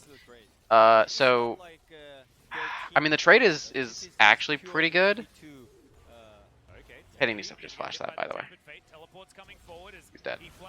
He can't take the lantern because of the ward, and yeah, this is just. I mean, this is a maybe. Could have been good, but then it just wasn't. Ever puts down the ultimate to make sure that. Oh, well, Kana just gets killed there too. It's really, really bad. That's actually really terrible. It took all of the good plays that were happening for T1 and then just flushed them down drain. Teddy just needs to flash that, by the way. That's yeah, that doesn't. This is also pretty bad. I mean, they got out, but they had to use their flashes, which is really bad. Yeah, That's really bad. That's what I'm saying. That hitting bot tower play is not like team play that they made. No. It was purely 2v2 and they feel maybe forced to do something on the bot lane because they lost second Drake for no reason. Even though they're having full pressure. And Teddy didn't respect this and flash. Like he should have. I don't know about that. They 100% you just always flash that. That's really bad. And he should be okay. Like Everett also missed his Q. I don't know if that really matters. Does he go back in? Yeah. Yeah, I mean, he might have been able to get out. Those are a lot. That's a lot of mistakes that happen in very quick succession. Succession. So they're not using their advantage in the right place, you know. So they are having so many silly mistakes, you know. This is now the time when I distinctly remember this. LS bounced between oh my gosh they've lost to oh my gosh they've won to oh my gosh they've lost a couple times this game. I believe that was one of the occasions where he said T1 lost. Because now it's becoming now they are allowed to get to where they want to go without T1 being strong enough to just muscle their way through it. I like that he threw it a bit short to make sure that no immediate wards are going to go down, and Teddy is going to finally take that turret. Yeah, it was greedy. And very risk averse for I don't think any reason. I think that they go for that Cloud Drake. And they should have put in resources for that Rift Herald. 9 times out of 10. At the same time, Dynamics is doing so great, you know. Like, there are benefits to it. Teddy got a lot of plates. He's actually really, really strong. And I understand the idea behind it, right? Like, okay, we can go for Rift Herald, forcing our AD carry, who we want to get really strong, to leave lane, potentially lose out on experience, so that we get the Rift Herald. Work harder than this because this is the game that actually Ezra but it genuinely actually, because it pushes the team overall to be stronger, and maybe it's not as good in terms of, he almost kills Kana here. That was so close. Because it pushes, and so, oh, I need to pause. Because something actually is really important happening. So you have to weigh. Okay, do we want experience and gold on our AD carry? By the way, who is actually behind now, in comparison to Teddy. So that's actually a big problem. So now Ezreal is really strong, or is getting very strong. He could have gone Triforce to push that lead further and to basically say, on your 2 items where you feel really strong, we're going to be even stronger. But I also understand the utility behind this, so it's fine. It's iffy either. It's iffy. It depends on how much you value solidifying a position on the 2 items, or putting your or setting up your team for bigger success later on in the game. Which is actually kind of dangerous when you have Aphelios as one of the opposing carries, but whatever. So back to the Rift Herald being, I think, the big crux of it. Because of the lack of commitment on Rift Herald, and because of their decision to say, okay, Teddy can stay in lane, get plates, and get experience, which actually he didn't even get experience because Ezreal also did not move. But because Ezreal doesn't move, right, you isolate the two on the bottom side, and then you have the four. You have the 4v4 on the top side. There is a world where they can 4v4 that Herald, and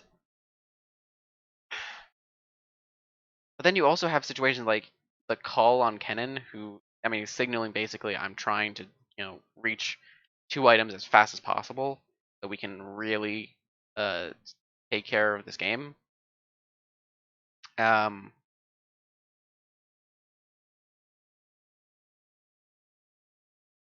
a lot of weird. There's a lot of calculations you have to make, and it's clear that T1 had intentions, right? They had a clear goal in mind when they were making every decision. Um, but it's a question of, is it was it too greedy? I think, and I think that it genuinely was too greedy. I think that uh, the cull choice is a little greedy, but that's the least of our worries. I think that Teddy staying bottom when you need to get this Herald, when you push Olaf, who effectively have not gotten any objectives, have fallen behind in farm, to have gotten no kills by second dragon. He doesn't get first Rift Herald. He doesn't get first or second dragon. He has no kills. You are feeling super good about yourself because now the strength of Olaf is super diminished. And you can still accelerate gold wise. And in fact, you could have actually put gold into Kennen through the Rift Herald play, right?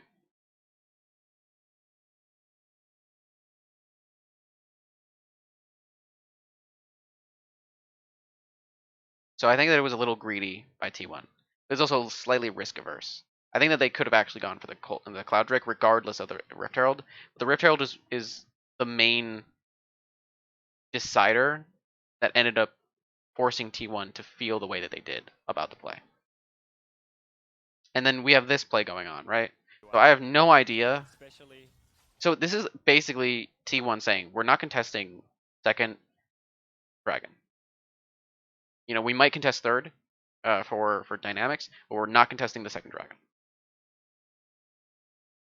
I do not know why. And I think the genuine idea is, and you can actually see it, they ping rather a lot. I think this is, as far as I'm aware, this might be mostly faker pinging. But you can actually see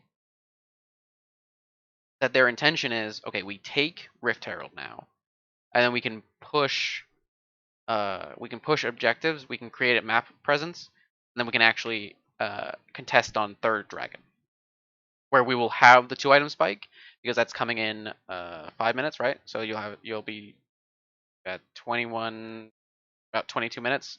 This is when the dragon will spawn. By which point you'll be like 2.5 items, right? Something like that.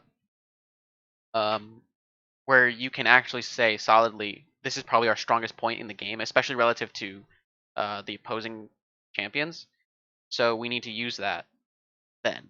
And then we use the Rift Herald that we take off of this play to accelerate that potential gold value just a little bit more so that maybe we can even put ourselves in a good position prior to the dragon. I think Dynamics' bot lane should work harder. I feel like these calculations don't happen. I mean, they might actually happen in LCS, but I feel like they're more like the things that you say and talk about in review more so than that are actually happening in game. I feel like the decision making is really rough in LCS. Not particularly, not bad, but rough. In the meantime, though, Dynamics will take themselves a Drake for free. I mean, it's not free. I mean, Rich this had to time around, die, yeah. but I mean, still. this time around, they Ah, decided no to way. it seems like, because they They're feel like so they risk have the same averse. fight, right? So this is understandable kind of trade. The problem was last trade, you know. But they, it seems like they're getting everything. Dynamics. Yeah, and losing your top laner is not If they're gonna play like He's this, going to respawn now. this is not the comp they can play. Back in, and T1 just feel like they're behind. T1 are just not allowed to play this comp. They're ahead by If this is how they want to draft, But if or Dynamics sorry, if this is how they want to play, Drakes, then it could be another story like last this is game, not an acceptable draft and for they them. could steal a win away from our spring champions. So simply you can think in that way. Even though you are 2k ahead from like So it's not just that phase, their you draft couldn't make a is great kind of team play as a team. incongruent in that, you know, Kennen goes Sounds really in, horrible, Volibear goes in, when you are Lulu looking backwards, for some backwards, Yeah, front to back rather, absolutely. and then go in. So you have a couple of aggressive champions, like you, and then you're trying to co-opt them into becoming defensive champions. straight up, Straight up. 15 minutes. Yeah. When But what yeah, you should be T1 drafting just is need like, to if listen Aphelios and Lulu are the play, then you need to be drafting play other a bit defensive slower. choices along with it. Yeah. And this is just farming now. Right? Like, these are But the things that you actually need to fight for. I don't think the draft is super egregious. Dynamics say, well, we're taking a Drake. It's playable, I mean, because and they it feels demonstrate that they like can play with it. it's not like planned or controlled from T1 side, while Dynamics is actually planning something as a team, you know? It's not. I think that YD is being a little Dynamics, unfair. I think they're actually one planning player it. is It's popping off, just you know? Maybe the last game, plan is very, very, so much very better, but this time around, it's just like iffy. a team. It is a clear Dynamics plan. is It's just, playing good as a team, you know? is it the plan you would actually And want to again, go with? Beyond out farming LM, much like he did against Cuz. This time it's Olaf. Because you don't actually have the scaling, right? Your scaling is like Lulu protecting Aphelios and just praying that he doesn't die. Like, that's the play. Lulu Aphelios is terrifying. It's going to be Teddy with as many buffs as he possibly needs and free repositioning in the Lantern. Right. So now we're looking at those two items coming in. Or 1.5, actually mostly 2 on Kennen. We're 230 on the Dragon. So as I was saying, like this Dragon is where they are gonna fight. The intention is there. Yeah, exactly. What We is happening? expect something like clean games by T1 before the playoffs. I mean, still round 1, but it's summer split, which is so important. I think this game for is every fairly team. clean actually. 100%. There was no MSI last With the time, only so real the problem being Wolves Teddy is going to be getting happening. caught and not flashing. I think he has to flash there 100% every time. Just have to see. T1 still have time to clean. That's not something that you'd Yeah. like. Still fine. And I it's always looking like they think it's probably hard win to that. be a coach in When certain it's positions. Like, Dynamics versus how do T1, you talk to your player and say, yeah, you need to just be 3 and 4. better at the It's a game? match that T1 should be able to comfortably Like, take if advantage Teddy gets of. caught out there like the same way 400 times Game. across like 3 weeks, like if you're just watching him just get caught out, this is a cool graph. Players, is actually ahead after those couple of kills that he picked up. Because you can actually kind of This was see Teddy just the snowballing the away, and then he the got item away. differential, the goal differential, as well as what they're building. Now sitting under So, his turret, does yep. give himself a lantern if he wants it. And now the Going the to position is down. bad. And even So- though T1 has great It's really unfortunate. game composition, And Elam doesn't get to back. can easily He has to back now. just snowball this Fine. up because of the silent But- pressure, and also Dynamics are really running away with this. They're doing really well with the pressure that not just their champions provide at this point, but also that they've been given as a result of T1 not really being willing to fight around objectives yet. They're willing to take kills. They're not willing to fight around And objectives. also Teddy had the weird vampiric scepter. Yeah. So now he's sort He of like, delays it, yeah. he's like 900 gold behind. So like they're taking opportunities that are free basically. Like there's no chance that anything bad could happen. But still, 26 seconds on this Infernal Drake. The reset happens. Where like Hana and they should solo kills not give this Rich one away. because Rich doesn't have ultimate. T1 just wanna gain Rich being alone when they know that they're going to be on Infernal Drake. Yep. Uh, So That's all you need. beyond walking in to that specific brush and preventing and trying to kill the ward when he had no responsibility to do that at all. As at least there's an Athene's on the Lulu, so Teddy should be absolutely fine. Already his health back up to basically full. As Rich has started off this Drake and T1 don't have the vision. If they had played the Cloud Drake better, and if they had played the Rift Herald better, T1 are in a winning position. Genuinely, really, really good winning position. I am covering the Bard, but I don't know what this graphic is. I think it's damage. Where am I? Okay.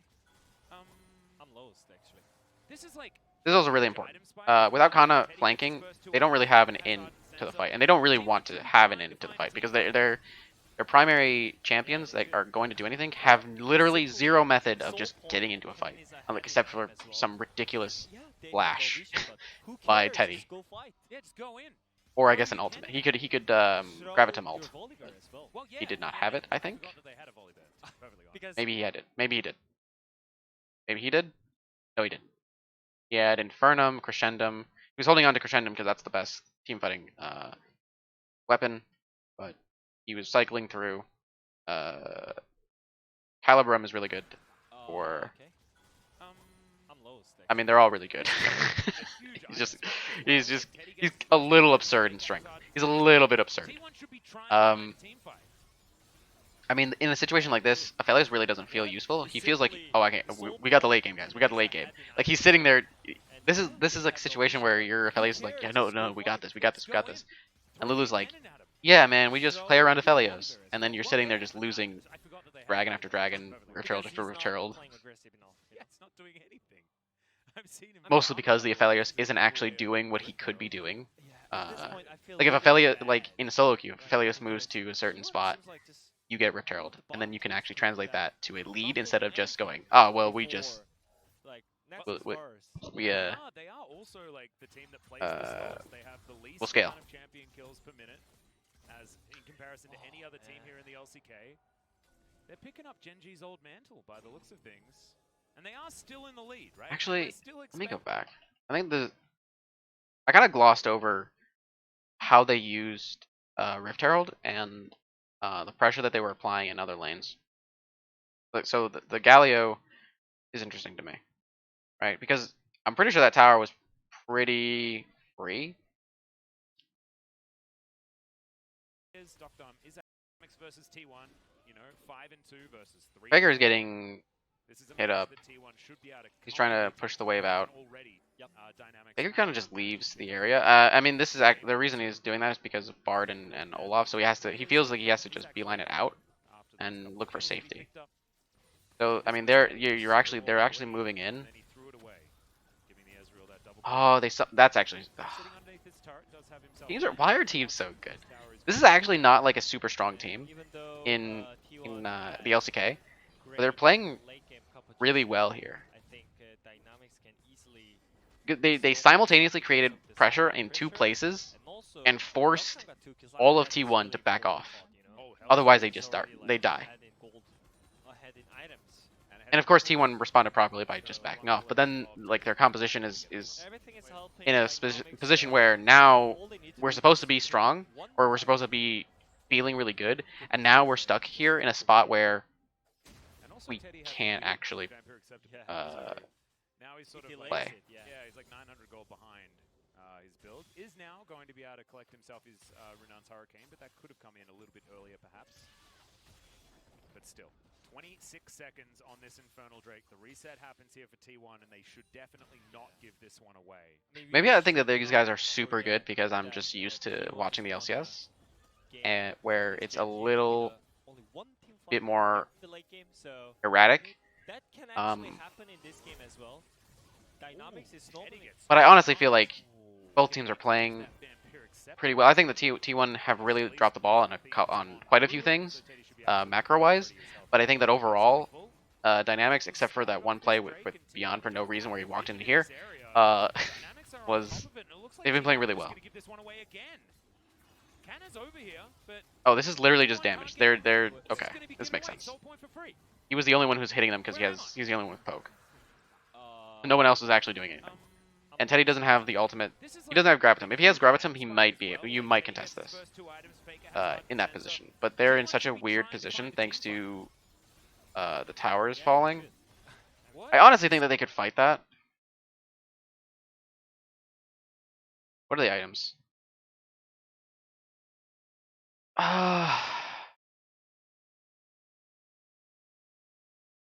Oh, they could fight that.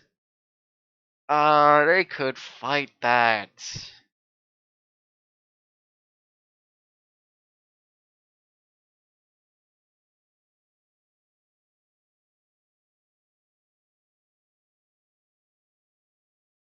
T1 are so risk averse.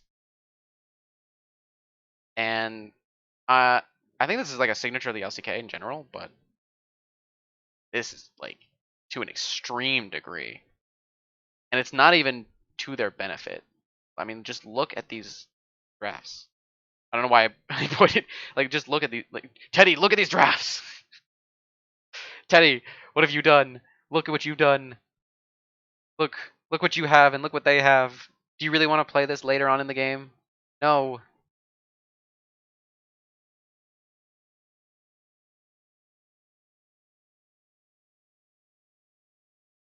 The more and more I think about it, I think the Triforce is higher merit on Ezreal here because of um what you can do in terms of solidifying the mid game around that. I mean, he just does so much damage. He did like 1100 damage. He had like 2 Qs. That damage is he becomes way stronger if he hits Triforce, and then it becomes even more sketchy about like, do we actually want to go into them? Um, yeah, it's. I think that they could definitely go for this. They just didn't position around it because they just Okay. are so scared. Canna's over here, but T1 can't get in. It's just going to be given away. Soul point for free. Where am I? It off this Drake, and T1 don't have the vision in this area. Dynamics are on top of it, and it looks like T1 are just going to give this one away again. Canna's over here. I mean, they don't have an in, but so because of the map position, right? Because of where they just end up being as a result of the destruction of the towers and everything, right? Um, they're pushed further back than they probably want to be, right? In the alternate universe where they go for the Rift Herald play with a more concerted effort with Teddy, um, and they actually don't just kill Rich and then walk away without killing the Rift Herald or even contesting for it, uh, and they actually get it. I think they're more even. They're actually potentially able to maintain like a neutral priority around here and able to go in. Um,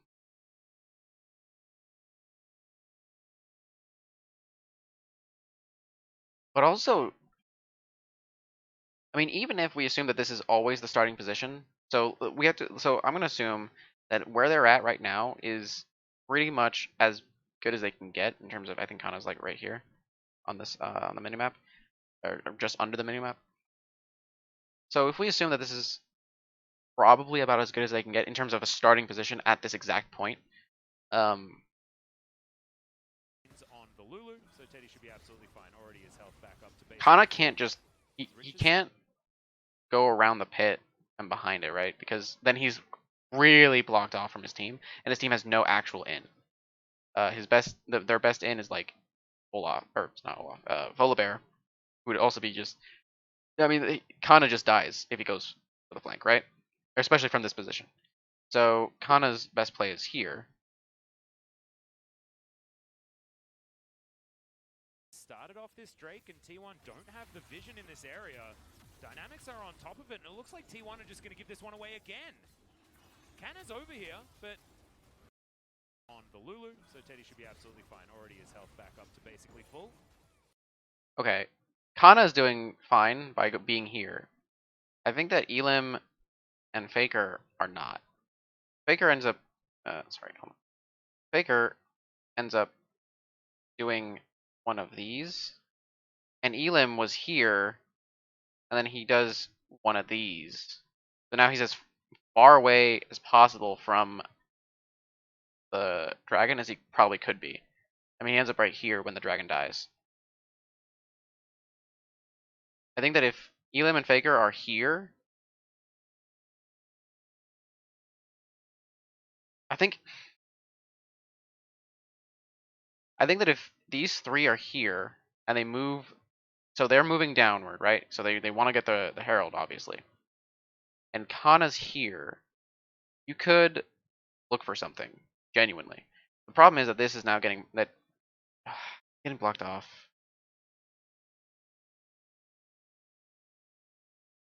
Faker isn't with his primary carry. That's another thing. But I mean, they collapse in, right? I mean, maybe Effort still always stands next to Teddy to defend him. So this is fine. But these two need to be an item. These two need to be a married couple, and Kana is the bachelor who's trying to come in. Who's third wheeling his two couple friends. Or his 4 couple friends.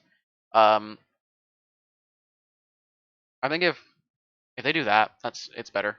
Because then it allows them to walk more aggressively this way, and Kana can do something with this.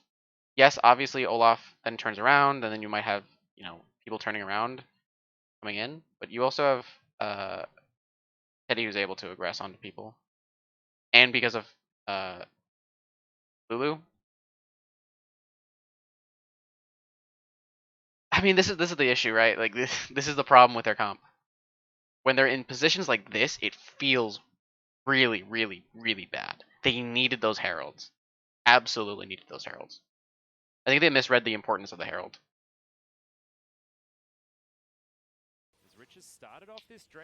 Because they just have no in. They have no way of actually getting in there. And they played it as far back as possible. I think that I still think that Faker and Elim together would be able to aggress would be able to aggress into this situation. Kana would be able to come in, and maybe you could actually get something off. I don't know about like going for a 50-50. I think that's unnecessary, but you could definitely go for something. What is simply soul point and cannon is ahead in item as well. And yeah, they have no vision, but who cares? Just go fight. Yeah, just go in. now I'm kind of on Wadid's side. There's it's like I don't care about how bad the position is, just like go for it. Yeah, it's not doing anything. I've seen him farm a couple of things and give away a Rift Herald. But yeah, at this point I feel really bad right now because T1 seems like just one of the bottom tiers team that when I was watching this for like Nexus first. And they are also like the team that plays the slowest. During on the LS co-stream of it. I actually didn't get Wadid and Atlas's calls, and I think it probably would have made my enjoyment better. It's not to say that LS had bad solo cast or anything. It's just I probably would have enjoyed hearing these two and then being able to come up with my own more not deep analysis, but my own personal analysis. Because Wadid and Atlas are calling the game; they're not necessarily analyzing the game. A different kind of way of discussing the game as it's happening. Nothing happened. Yeah. And now Dr. is almost at his death stance. Ezreal is going to be really scary. Yeah. He just needs death again. Does Ezreal need death stance? I feel like you need. I feel like you have to assume that you're never going to be in range of Aphelios. So you might. I mean, it gives you MR. It's fine. I always think of Aphelios, or sorry, as Death Dance as like an armor item. Pretty sure it's equal on both resistances, if I remember correctly. I might be remembering incorrectly, but pretty sure it is. They obviously have to contest Infernal Dragon no matter what, because Infernal Soul is game-ending for this comp. They're already feeling bad against Dynamics comp, but they would feel really, really, really bad against the Dynamics comp and Infernal Soul. It's looking like Dynamics having both side lane pressure. I mean, Teddy's just sitting here like, don't worry, guys, I will carry. Like, that's the best promise he's got. Top lane so easily without any. This is a genuinely really good game by Dynamics. They're making very few mistakes. I think that they're moving around objectives really, really well, really smoothly. They're not doing anything that's too wild. Yeah, there is still potential from. But I think that T1 could have progressed a lot more. What I'm saying is, it's gonna take 200 years for him to get there. Like, yeah, it's so slow. Look at the gold values. 1k up. I mean, this game is so slow, and the meta. Hold on. Obviously you're able to extrapolate like the advantages based on items and the things up here. It's actually even pretty much. Slight advantage for T1, but a lot of the advantage is actually on Kennen. Kennen actually could have been pushed even further by the Rift Herald, but that's I guess neither here nor there. And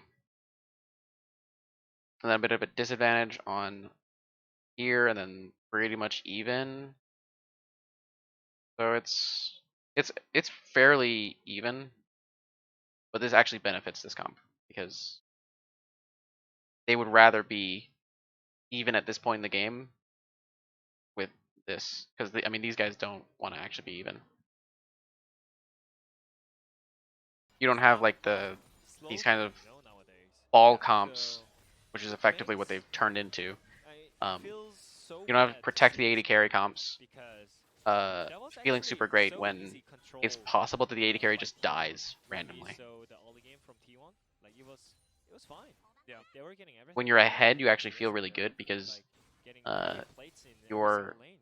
But after that, just random play happened and they just gave up. You don't have the risk of your 80 carry dying is a lot less. Everything's snowball, and they are. This is a really interesting play that Faker does. It works, but I am very suspect of its. For a really long time. Just kill it. He does so. That's going to deny the turret shot, so he at least survives there. And the Galio is still going to make it to kind of whatever. True shot barrage, looking for Faker. Oh my god. Bit of a heart attack. Thanks, Good. Jonas Strong. Dodge. I mean the target doesn't actually matter in this case, so it's. Teddy is very willing to frontline, and he kind of has to in this comp, right? He actually doesn't. Rich just makes a mistake for no reason. Individual mistakes are what's happening, but as a team, Dynamics are making really good decisions. Whereas it's the opposite almost for T1, where is it really the opposite? Yeah, I'd say it's the opposite. I'd say that T1 are making pretty decent plays individually, but then as a team, it's the cohesion just like doesn't make sense, and the draft is really bad. So right here, this is good, right? Because now you have a composition that doesn't have an in, but they're on the objective that they want. So what that means is, either do you give it to us for free, do you guys just want to give us the Infernal Dragon because we're already on it, or do you aggress onto us and give us the exact kind of fight that we want, where you have Teddy being able to have people walk into him, and while yes, that's a problem into this, when you have one less person, when it's a 4v5, it feels like this is actually viable, and that's why they're doing this now. Now the setup is weird. Go and stop it back yet again, but he's not going to be able to as Elam just. I mean, I feel like he's one of those the ambulances that turns on the lights for just to try and skip traffic, as you can see on the bottom side of the map. Somehow Faker managing to get in there for the Faker teleported. Is going to take down Rich there. I think Rich really screwed the pooch there. I think that if Rich doesn't die, T1 are far less likely to aggress onto this bot, but they also do not get to be here. What we needed from T1, even though you are like behind in man advantage, you still like try to contest it, to give them pressure. Yeah, and Richard actually teleported to that lane, so won't have the teleport for this Drake fight. Kanna's going to move over a ward. Teddy just frontlining because he can. I think it depends on Duckdom. It depends on Duckdom, Yeah, can they actually get in there to dive on top as True Shot Barrage does come down, and it looks like Dynamics are going to give this one away. Hook is gonna land. Ragnarok comes out. And that is I mean, by T1. we asked the question, are you going to give it to us? Do you want to contest? And they said, you're right, actually, we want to leave. Now, I don't particularly like it when teams just dance around and like pretend like they're actually going to contest. Because that, what does it do? It's the effectiveness of we lose out on Thank you. like 6 seconds of dragon respawn. Like, that's what you ended up doing. Call this Naguri moment. Maybe I'm ignoring something that's very critical about doing those kinds of dances. I think that's generally a waste of time, though. This is really weird. This is genuinely a weird play. I'm like blown away that he did this. This is like I'm giga tilted and we're just doing this kind of play. Like we're getting this tower. I don't care. Oh, and that was why the teleport wasn't able to be utilized into the Dragon Pit, because that was Rich trying to get towards the top lane. Man, I dodged. Yeah. It was not that like emergency for Faker, you know? it's a good snowball. Yeah. And we can see Mercurial is whatever. I think that Shirelli's is bad. I think they should be in the Chaos. But I see that the Shirelli is just like an answer to how not good their draft is currently against this one. They're going to be able to challenge the top. And Dynamics still I don't think it's unplayable. I think that if they set up the conditions properly, it is perfectly playable for T1. But they just didn't set up the conditions properly. Because it's riskier. And they're a very risk-averse team, and so those kinds of plays just aren't going to happen for T1. To deal enough of damage. And still, Dynamics Okay, is Rich is on his own. under pressure, so Rich is He grouping doesn't have five. teleport, So they so can actually just I mean you can't actually aggress because bit more smarter. this requires Kana to be like to somehow loop behind the opposing team, Fight, which could take a while. and use silent prior to It's pressure doable, the but pressure. it's why would you look for it? Ping pong being played here as Rich goes I mean you might look for it because I mean what the hell else are we gonna do? Right? Because Rich is down here. He's a 4v5 at seems like a decently good position to be on. A bit more money here than Kuzan, but not too much. It's not a crazy difference. Where is Athens from Faker? Wait, it didn't show the Athenes. Yeah. It was somewhere. It was before this for sure. So I don't. Oh no, was it before 10 minutes that he had Athenes? So you can see has that one This is never doable. very even in farm though, as you can see in the middle. Should never be doable. Top lane. Should never be Not doable. at all. Beyond a little bit ahead from the jungle and Teddy a little It's very bit possible to that they the actually outside by a sneak a little Baron. under 30 seconds, Actually, but it's Teddy and you expect it. And he's looking for his death stance. that's right. They do sneak a Baron. It's this one. This is really weird. Moving on in. They're so good at figuring out where they're at in the early game, and then they just don't even. They turn their brains off for a second. Magical journey into the promised land of the Baron buff. As I think they're just going to take it. Oh, T1, they find out way too late. Magical journey gets them all over the wall. And Guga, he's very low, but they make it out. Stolen. It was well played Right under by T1. Dynamics. I mean, they're just actually playing it so well. Actual And T1 really screwed up on that one. Dynamics and also T1, they are shaking. They are getting out-rotated Yeah. by Dynamics. It's been happening for a lot of this game, and now with Infernal Soul Point available for Dynamics, they have a Baron buff to put extra pressure in side lanes.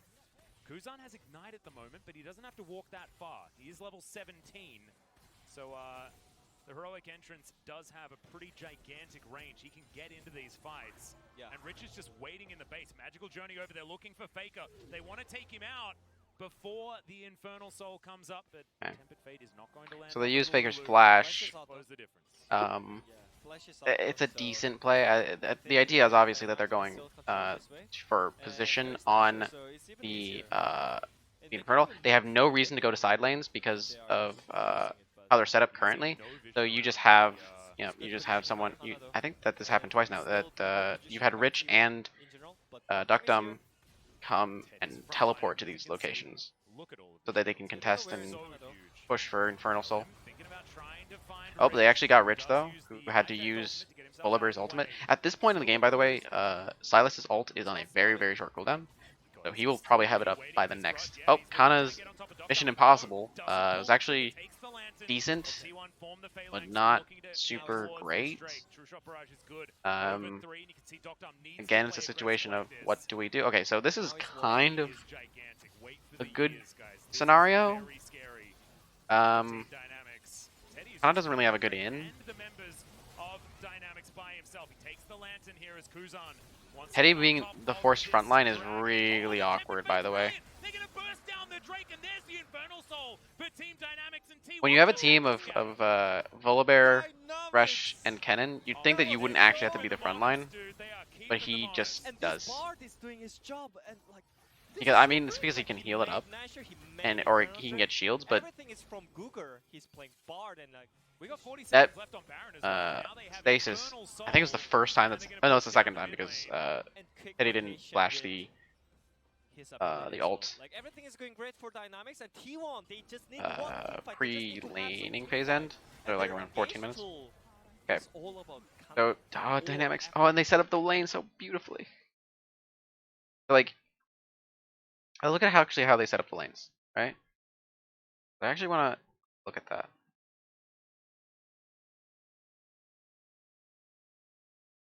Okay.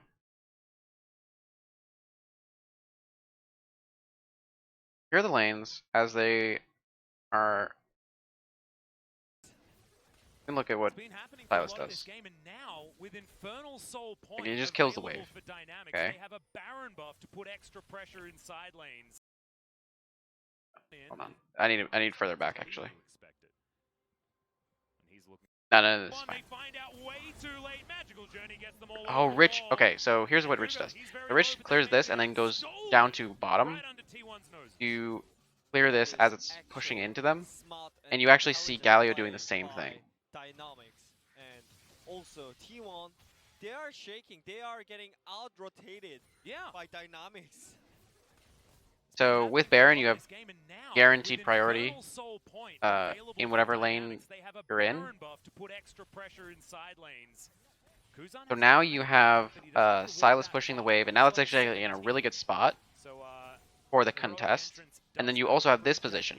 So T1 are in a weird spot where they really want to be in position for the Infernal Drake before the Infernal Drake is there. But because of the Baron and because of Flash is out though. Yeah, Flash is out though, so yeah, I think the Baron makes it difficult to do that, first of all, and then there's also and they can even look for mid inhibitor, which means that they have to leave lanes first, or they can't go to lanes to adjust them in their favor.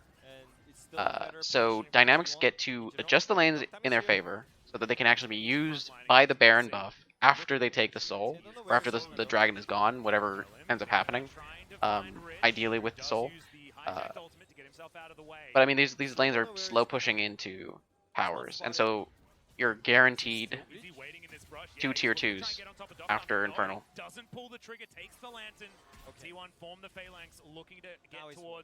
The 32 minutes too, so now it's worth. you could also potentially win the game, maybe? Maybe not. Probably not. Yeah, I think you have to fully ace them to win the game. They do not do. So Teddy flashed already. No, he didn't. He has to flash that. He just keeps being in a position where he doesn't flash. I don't think that one. No, he had no excuse. He has to just yeah, he has to flash. It's a lot of responsibility on him, and it's kind of unfair, but that's just the position he's in.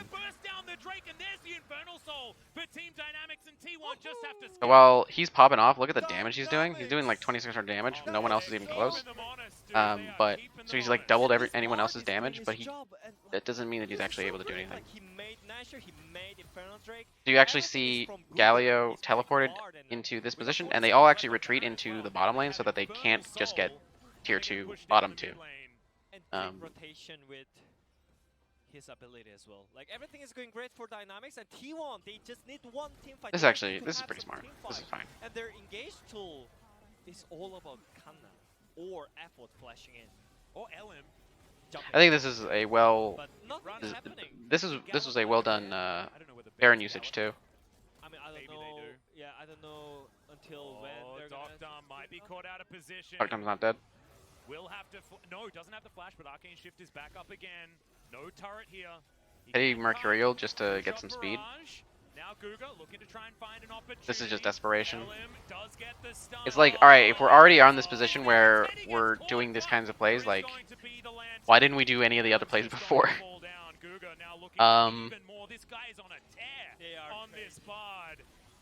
And now Kana has to take a lantern. The amount of saving that effort has to do this game is just insane. As dynamic. I love that things, like, predictably snowball. You can trace back, so even if I couldn't predict exactly what happens, I can trace it back to a play from earlier that created a play in the present or in the future. So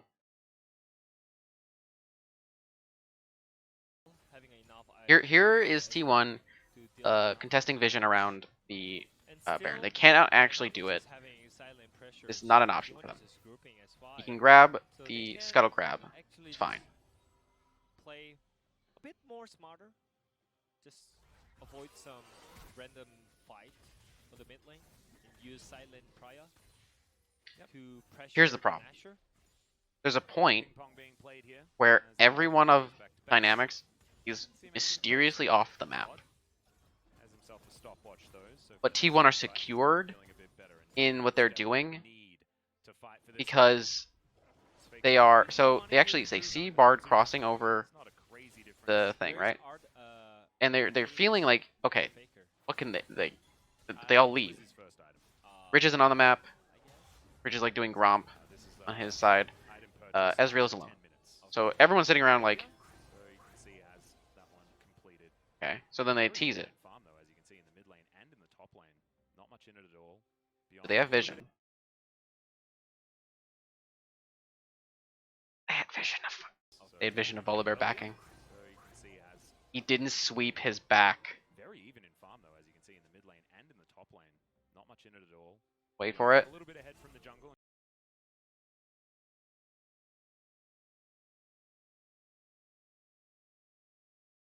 He doesn't sweep his back.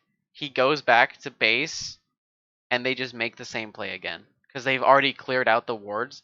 They haven't. T1 haven't had a chance to come in to reestablish the vision. So Beyond gets. So they go in, tease it, kill the wards, and they go back around, and they probably would have been happy with just that.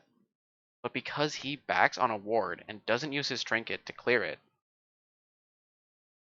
he ends up giving them the Baron, which is a big mistake by Elam. And they're sitting there, they're like, oh, we're secure, like we're fine, like what do we?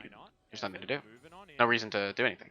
But then they sit here for way too long, just like, where are they? And then they finally see Kuzan walk over it, and they're like, oh my gosh, we're actually so bad. And they walk in, and they're just so disappointed. That is actual smart and intelligent play by Dynamics. And that's actually so... T1, they are shaking, they are getting out-rotated. Elam ruined it so bad! Even still, I think that even if Elam doesn't go away, that play is still available. So you could argue that maybe T1 are more willing to fight if Elam is actually on the map. So maybe the back in general is the issue, and not necessarily that he was discovered on the ward here. But yeah, it's. Fate is not going to land onto the Lulu. Flash is out though. The difference. Yeah, Flash is out though, so yeah. So interesting. Using the vision that they have to make plays like this and they can even look for mid inhibitor are really good. And of course, because yeah, I mean T1, they know what they need to do. They need to be in the place first. Ana is just like, don't worry, I will do what I must. Teddy is frontlining because he's. I think he has Overheal, he has Death Stance, does use the hijacked ultimate to get himself out of the way. Probably should have gone Conqueror, honestly, but that's whatever. It's not spot. Um, Oh my god, is he still? Is he does he have overheal? He might not have overheal. Can't tell. Doesn't pull the trigger, takes the lantern. T1 form the phalanx, looking to. I feel like he does. This Drake. True shot barrage is He didn't good. get a Bloodthirster, did he? You can see Doctor needs to play aggressive like this. Now it's worth. Teddy is gigantic. Wait for the years, guys. This is very scary for Team Dynamics. Teddy is just killing the. Teddy is doing so much. Of Dynamics by himself. I think if Teddy flashes that, he can genuinely do a huge amount. Oh, the Tempered Fate's brilliant. They're going to burst down the Drake, and there's the Infernal Soul. But Team Dynamics and T1 just have to scatter. Dynamics! Oh, That man, was they're so keeping them great. honest, dude. They are keeping them honest. And this Bard is doing his job, and like, this is so great. Yeah, Bard did a He lot. made Nashor, he made Infernal Drake. I mean, Everything is the from Teddy his never order. flashed it, Like, but and he Bard, really has to. Again, it's almost unfair responsibility that he's put on. And then they use the rest of the Baron to because they only have 30 seconds of the Baron with to his ability take as well. Like, everything is the going great two for tier Dynamics 2s and T1, they just need one team fight. based They just on need to have the some waves team that fight. they And their created engage tool is because awesome. of the place that Or T1 wanted to be in Or Ellen. at the. jumping in. It's just so. Not what's happening. He can gallop like a bear. I don't know whether bears gallop. It's actually so cool. I mean, I don't Maybe they know. do. Yeah, I don't know until when. Oh, they're Because I'm not. gonna I don't come. even think that T1 are playing super well. Will have to. No, doesn't have the flash, but Arcane Shift is back up again. Turret here. The Dynamics are playing really well. True shot barrage. And even then, Now you know, there's a Rojo looking to try few and find individual an mistakes that opportunity. could be ironed out. Does get But the like this stun. is Oh, real. yeah. Okay, dude, Teddy. Like Teddy I gets mean the that one, one he couldn't flash, Drew's but going to be the lantern, and LM's it's just like gonna almost fall down. unfair Cougar now looking for how even more. This guy is on unbalanced a this tear matchup on is. Like this just Bard. Bard alone is just ruining Now everything that Teddy Dynamics wants to take do. out, and the amount of saving that Epic has to do this game is just insane. As Dynamics, they do have the It's inside really- track. yeah. Rich jumping on over, and Still Teddy possible. takes another lantern. The hook So is Elam is broken, actually but it's dead. on to beyond, So so this they pop the could be Ragnarok very Grenade problematic. is gonna be used to keep T1 alive. And Dynamics, they're looking Because good. of They're playing fairly proactive low against the range, team they're that all does melee except scale for, I really mean, Bard well. doesn't count, but they're all melee except for Ezreal. And And he's a fairly short range auto attacker. Because of Bard as well. Again. His siege isn't super strong. Their siege in general just isn't super great unless they're diving onto people, which I guess is siege, which I guess would make it strong. And it ended up perfect. I mean, And yeah, maybe he really those are two distinct things, right? Like I would call one dive and another siege. or ulti earlier. Like siege is, we don't have to kill you to take towers or to be hitting your tower, and you can't really stop us from sieging, right? From taking it. We don't have to fight you to do damage to your tower, basically. Whereas a dive is entirely different. It can be a part of a siege, but it's not necessarily. They're not It is really connected. because they had the leads that they should have been able to transition into Drakes, but again, Teddy's doing a their lot, ability to right? control So the he's map massive. went out the window. Does in this series. After He's a game death 1, stance. it was so controlled. Game 2 was a disaster. Game 3 doing exactly the same thing with the game 1 draft. Like this is just playing worse with the space. is Last Whisper necessary, I mean, game 2 or they had- whatever Maybe we can say that bad thing is called? draft, Mortal so they Reminder? couldn't do Is that anything. necessary? Yeah. So they didn't do anything, right? Yeah. But at game 3, they had great draft, great early game. I can see why. It's What probably not. Nothing. You can probably go Bork here because of what Lulu does. Still, like, I mean, he can win the game by himself. Yeah, That is a but thing that can still, happen. Dogtime is also working out. What did I say? I talked about Bork on Ezreal before. I don't remember what what I said because it was Yeah, this is a very 2 hours scary ago. Ezreal. Mortal Reminder done. He's got his Mercurial Scimitar on top of his core items. Teddy is So they actually also need the very, Baron, very right? close to having This isn't full like and some he's sort got of Aphelios, ridiculous, Lulu behind him. boring match, right? It's actually a lot going on. Who's kiting him around, and they know that if Guga lands the right It could be hits, more, right? If T1 just decide to fight. And there is fight no for hard free engage for no besides, reason. Cannon, so maybe but Dynamics can use generally, more like of this is Cannon, how these maybe comps have to be can played, help a especially little bit more because for of the Dynamics, styles but that they decide to T1 are go choosing to live play, and because of how Dynamics are actually playing their comp properly and well, No minion wave. and because of the way that T1 have chosen to play theirs, throughout the early and mid game, they're pushed into this position, and they have to play it this way. Yeah, a little bit smarter because Because it's not a case of, oh well, we'll the game should have been over if it was a stomp. It's actually and they are doing it. kind of a stomp, They have no vision. despite the gold lead not really being that high, because T1 aren't really able to do anything. Oh, this is actually an interesting fight. I think they still get Baron. They can't go in, right? They can't actually. They have to give it up. I think the Baron is actually insane. Oh my god. Yeah, I confirm it. This is worst performance I ever seen in Summer Split by T1, and also dynamics after I think those kind of disaster I think you can't match just give up against Baron. I Seven think you Ops. have to This try. This is heroic out of Dynamics. Their comp shouldn't be able to so I think you comfortably absolutely do have to this. try. Because T1 do have brilliant team fight, but it's just not working. And this is going to be a game that comes down. I don't know if T1 really have options to get into those places once they're already pushed off, because their go in button is like do half of their job, do half of Dynamics' job for us, basically. So if you say, okay, Shirelia's, which I don't think is good, I think it should be a Mikhail's. Is that? So if you Shirelia's in, right? You Shirelia's in anyone. So let's say that you Shirelia's in Kennen. Again, it's a situation of, okay, who is he going to kill at this point in the game? Almost no one, right? And now he goes, his team will turn around and just go past the Kennen or ult the Teddy, ult the Aphelios, and make it really hard to for the Kennen to do anything. And then he, you have a Silas with Kennen ultimate, so now basically better Kennen. There. Now gets to Caitlyn Cogmore. He's very, very scary. There's no Kennen ulti. Started this one up. There is no Kennen ulti from Silas anymore, so maybe it changes. Silas a lot. did lose his Kennen ult, and he can't pick it up again. So as Wadid mentions, there's no Kennen ult on Silas. That's a lot of damage by the Ezreal.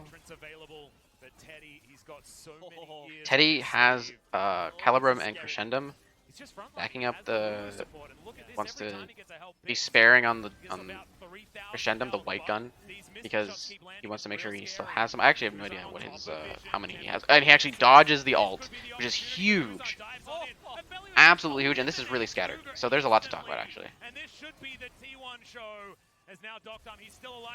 And I mean, he's just flashing forward because he can. And this is bad. They both die here, so we're gonna go back for a second though. He did 10,000 damage. Anyway, so here's the setup. He's just frontline. He has the Lulu support, and look at this. Every time he gets a help picks, he gets about 3,000. So this is the normal setup across every other thing, right? Real scary. Who's on top? Right here. Whoops. Cougar misses the ult. Teddy finally dodges. He doesn't actually have to flash here. He doesn't flash it because he didn't have to. But Kuzan still goes in, right? And now Rich also, I mean, he's moving backwards. So he GLPs and then his mouse is over here. Kuzan is moving in, and they're all like going for this, right? But this is really scattered. And Teddy has just been granted a good spot because now he can actually free fire into them as they walk into him. And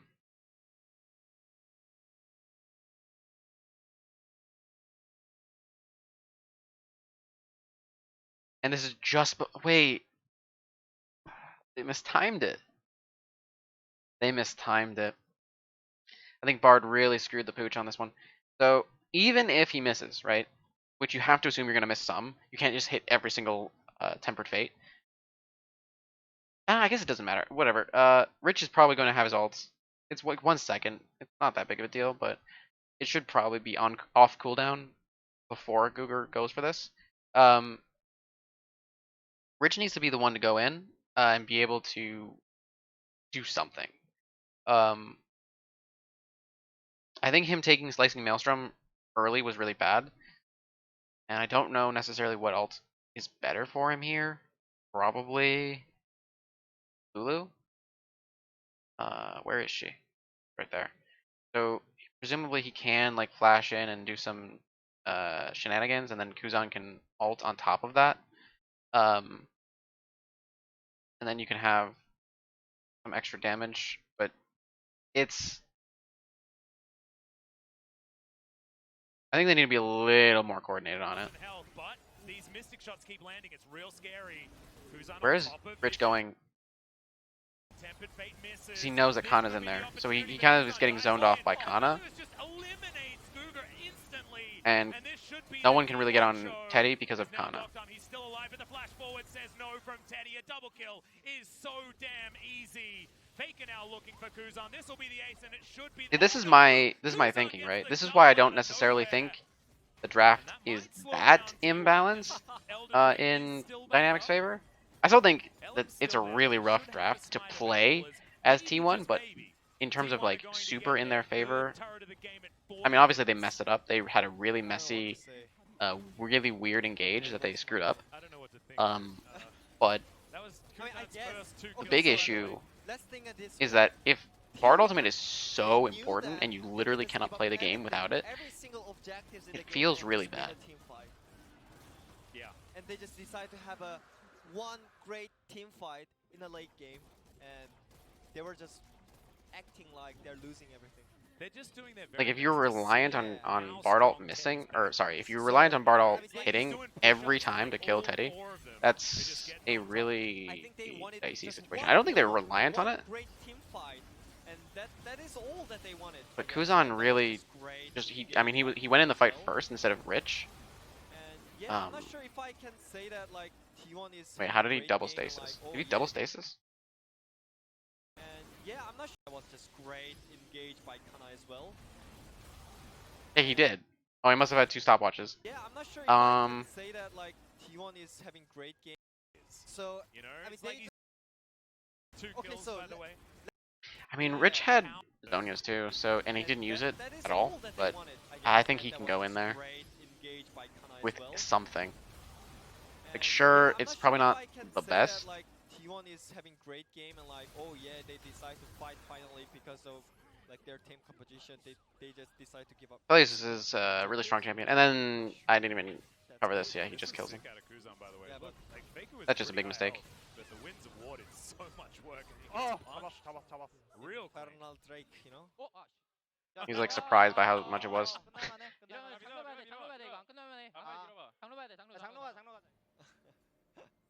That reaction. Just catching Faker. So they have an Elder buff, which is really, really strong. I would have been shocked by being taken down by a Galio from about 3/4 health as well. As we come back in, and Elder Drake is up for another. Hold on, I need to go back to that fight. This is just like so crazy that they lost it as bad as they did. I need to hold on. I'll go to the They replay. just decide to have a one great team fight in a late game, and they were just When they acting like they're losing play everything. it, and best to see how strong Teddy's back is. So You know, I mean, so Rich is really far for some reason. I'm not sure how he managed to get there, and it's not, I guess, that relevant.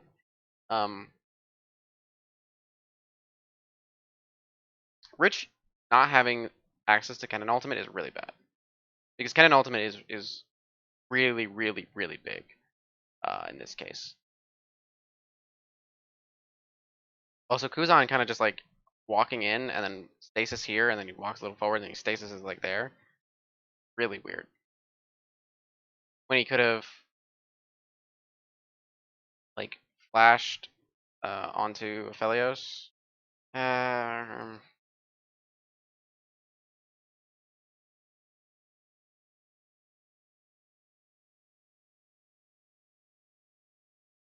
Alternatively, they could have reset off of that and said, okay. What they could have done is after the Tempered Fate went down, they could back off and hope that Teddy moves forward.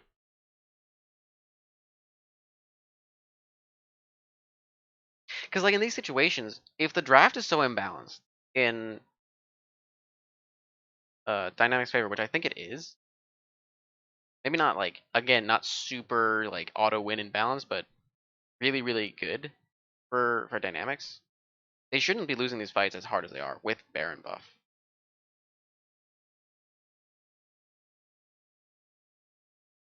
I mean, it really is just hit Teddy with anything. They just wouldn't. I think Kuzan is also in a weird spot. I don't think he. This is not necessary for him.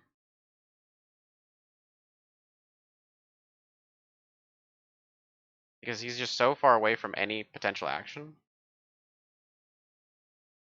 Like if he's here, not on top of Beyond, but like he's here or somewhere in this fight, like here, he can threaten Teddy's. He can threaten to force Teddy's Mercurial, which can be then exploited by other things, right? By hmm,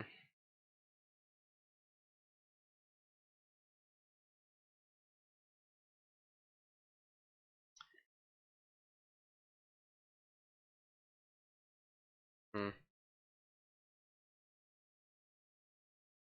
Okay, I'll move on. It's like he's doing push-ups and like all 4 of them are just getting on top.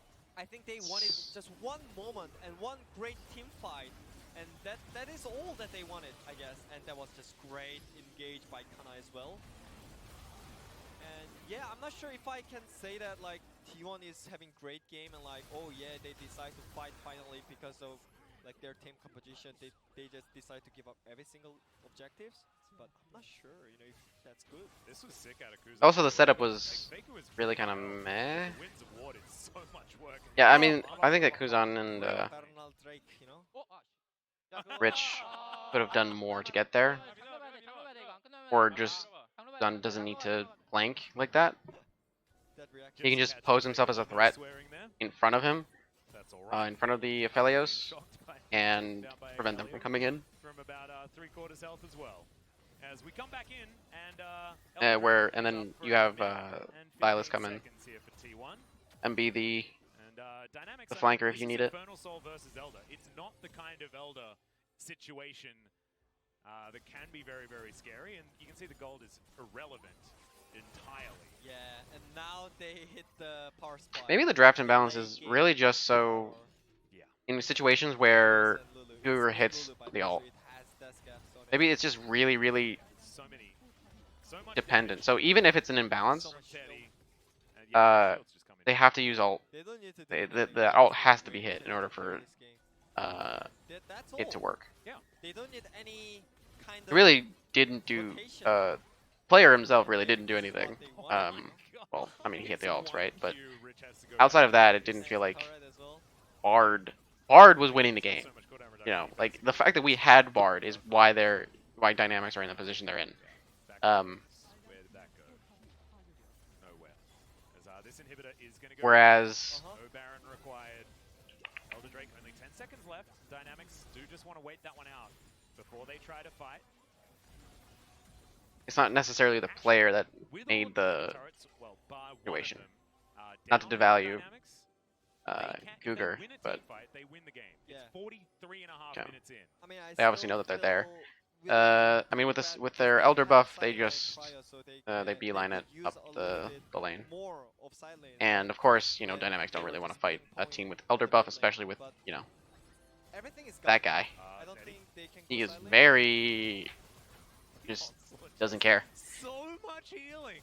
He really doesn't care. Oh my god. How much health does he 7 have plus with that? left hands plus the Mercurial Scimitar. He's Yeah. got 6 items, by the way, no boots. And by the way, guys, they also nerfed that dance for the rain champions, but it seems like nothing I happened. mean, not really. Yikes, guys. They're just on a ward. Standing on top of a ward could be an opportunity here for Dynamics. Okay. So they're going for this Right around the Baron. Just respawned.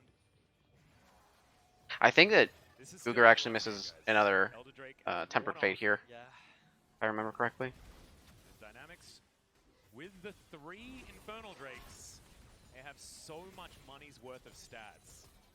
So at this point, I need to check what was the longest game that we had in Summer Split. So this is a long It was game. 49 minutes. I only Yeah, thought of that T1 because versus Wadi's Dom. talking about the longest Surprise, game, but surprise, it was this is a very long game. But I close, already guys. said it's not because they're playing poorly. It's because, or either team, But well, I mean, T1's kind of playing we poorly, had but 4 minutes left. it's due to till just the nature longest of game what they've in got. Like, Summer Split in LCK 2020.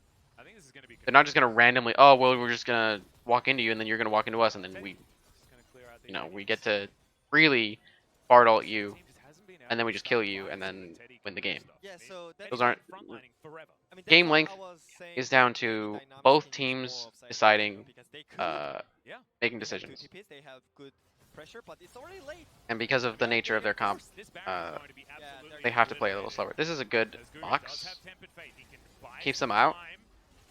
Okay. He'll want to throw that down on top of this Baron. There it goes. Okay, temper fade on Stop Teddy, Baron from but doing anything. Teddy also caught out as Beyond dives they're on not really forward. able to go in. Goes on with the heroic entrance.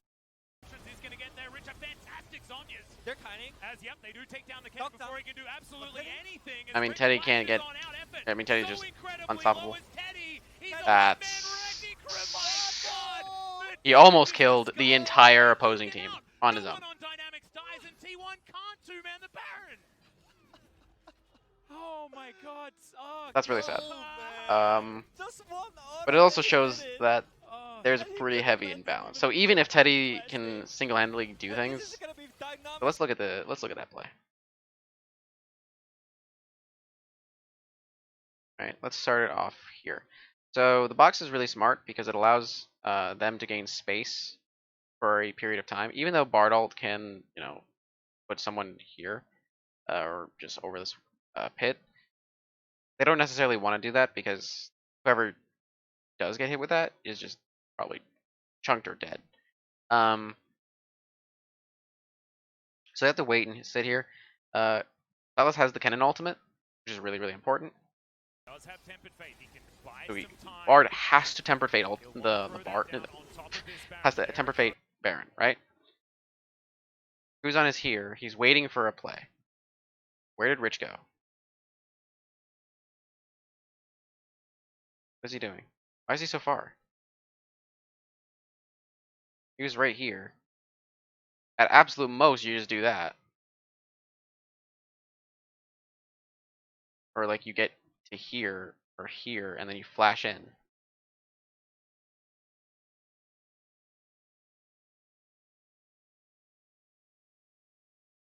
He took a really long path. Rich has been interesting to me. Rich is kind of a weak link. In terms of communication, at least. It doesn't look like he's necessarily positioning properly in these situations. Because he's super far. He's like so far that this is a stretched out view. He walks very far back. I have no idea what his intention is. Maybe it's to clear a minion wave or something. I have no idea. But he walks really far back, and then Bard ultimates, and he's like, oh crap. And then he walks back in. So that could have even been worse, right? So now he has the ult, right? Teddy's allowed to back off now. But if if it was properly done, where Silas goes around this thing and then like flashes in and then Galio ults, there's no escape for Teddy. Teddy like has to sit behind Baron while his team is getting annihilated, or he could go in and risk getting collapsed on from this position with no real defense. They're kiting. I mean, they just immediately kill Kennen. Anything as Rich flashes on out effort. So incredibly low as Teddy. He's a one-man wrecking crew. My God, the damage is disgusting, but they do get out. No one on Dynamics dies. I don't know if he could have played that better. I think that was as good as he could get. Oh my God. Oh God. Oh man. Just one auto, then he lit it. Oh, And he couldn't land it even though. I just noticed that Felius has And this nearly is gonna be 600 Dynamics' farm. Snatcher. yep, Doc Dom and Rich are gonna dive. Whoa. They clearly have a plan as to what they're doing. Okay, so and then they just do ban the Baron. Oh my God, I'm getting head spins. Okay. And now Dynamics back in the driver's seat. Absolutely, the death time is a gigantic. Let's Yeah. have a look at It's this interesting one. because So I think the point was Silas. it's is- clear that this isn't that T1's composition is actually easier to play He was because it's killed really with just Galio protect ulti by Aphelios, Dynamics, which is but not an Kana extremely was difficult kinda- plan. He was kinda alone, and But what he is got difficult exhausted as well, so is just hoping that nobody can actually get at him, Dynamics' cannon was but dead, also that basically. And you could also have the all my friends are dead syndrome, where okay, I beat them, but now I can do nothing because I'm alone. Because I'm a lowly Aphelios. At the same time when they were looking for frontline, and there is Elder Drake. Yeah, Here we go, guys. They're gonna try and burst it Um, down. Oh, the cosmic binding onto Teddy. But then there's It's gonna buy so the much flank time. They sidestep from the Rich Tempest needs to Fate, be though. a little True shot better, or the barrage willingness to comes in. flank. Ellen, can he do it? They does not steal the It's Baron. beyond the However, lockdown, but the fight Teddy is going in still favor of alive. They're actually T1. trapped in here, Cougar and they're down just dead. extraordinarily low, and count the years, guys. Kuzan's gonna Alright. try and get out. Doctom, he's in there. So this is interesting, right? Let's look at this play. Burst it down. Oh, the cosmic binding onto Teddy. It's gonna buy so No temper much fate. time. They sidestep the tempered fate, though. True shot barrage comes in. Ellen, Okay. can he do it? No, he can't. It's beyond the lockdown. Rich doesn't get the Zonias off. I don't know if he had it. Might not have. I can't tell. Fate, though. Burst it down. No, I can't Barrage tell. comes. And they were Or looking any, for frontline. Great. any opportunity for me to? The Baron was hitting No. Ellen the entire time. Yeah, that was so great. I would assume I would assume it's up, but he just didn't get it off. Because he died very fast. Notably. Cougar down extraordinarily low, and count. Cosmic binding onto Teddy. It's gonna buy so much time. They side. So here, I mean, Bard doesn't need to hit this, right? Bard does not always need to hit the ult. He doesn't. I think that's.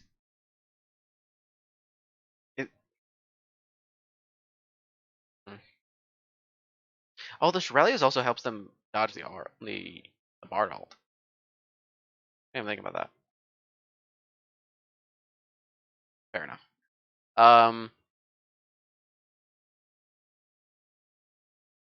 Okay, so they dodge it, they get away, and they come back in.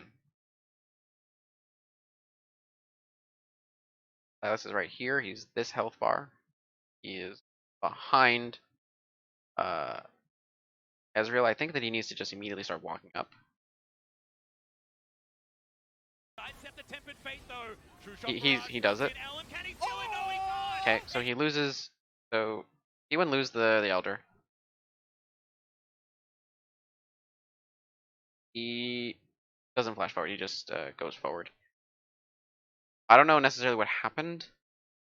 There is definitely an opportunity, it looks like, to ult. So that should definitely have gone on. But Teddy is playing it really smartly by playing so far back that no one can really reach him. I think this is Beyond right now. And this is Bard. Ezreal. So, I mean, these guys get eliminated really fast, right? It's beyond the lockdown, the Elder, but the fight is going in favor of T1. Cougar down extraordinarily low, and count the years, guys. Kuzan's gonna try and get out. Doctom, he's in there. Okay, best case scenario. So far, 2 versus 3. As the inhibitor is still down for another Rich has to 47 Zonia's seconds. faster. And T1 are gonna try and win the game. Again, that's a lot of They responsibility. weren't able to lock At these down stages, Elder. at this point in the I have a game, feeling they might there's be so able to. much Teddy has put a on. different range advantage, There's so much pressure to 100% do certain in things. favor of the T180 carry. Otherwise, you just There's no Nasher. fail. So And these aren't like, they oh, can probably why clean didn't up you the just do wave that? Like, it's super for easy. DLC. Well, I mean, These the are Nashor's really there tight in situations. favor of Dynamics, so it You might can't be always enough hit the to bar clear goal. this Yeah. really comfortably. He missed 2 Dashing so in. far. Oh my god. Phew. Remember, Doctom is very scary as well. 6-1 and 3 for the Yeah. Ezreal, 5-1 and 2 for the Aphelios. There's no reason that Aphelios needs more gold, by the way. I cannot imagine that he needs more gold. He has everything he could possibly want. Crazy. He's gonna get this too. Why not? Oh my god, this He should be game giving keeps people. going. He should be killing things and then just giving them to people. But yeah, that ultimate was a little bit. That was a little sad, early. but at the same time, Beyond just Yeah. finished the Drake. I think you need to be could more willing actually save to the game. let them come in. And also at the same time, this time, the real cannon was better from T1 side. So Yeah, Rich, if he had his Zonias, it would have been yeah, a much better story. I don't know whether he just maybe it didn't was have down. time to use it or just couldn't use it. Bit of a shout out here for Kuzan as well, who's hit 6 items, 404. there is still Nasher and Elder Drake buffs. So I don't know what item. Only on a few members of Dynamics, of course. maybe Ezreal is gonna TP. By the way, I didn't mention this, Yeah. but Kennen went for the Morello. I don't agree with this at all, because the targets that you're killing I think they really want to are use this, generally 40 seconds, 30 seconds fairly high health on targets. T1 side, especially if it's Um, Elder plus Nasher. Plus, it's like a long Finds a Q with the you're trying to have like extended fights. You cannot burst them. You have DPS. This is bad. So while the entire game went actually really, it was a really interesting not really back and forth, but really well played game that kind of devolved into a back and forth due to kind of reaching a certain point and I guess, misplays. I mean, I don't know what else to call them, frankly, by Dynamics. And really good play by Teddy. Avoid certain things. Slash, they weren't really targeted on him. But then this just completely unacceptable from my view. I think he gets immediately blown up off after stasis, by the way.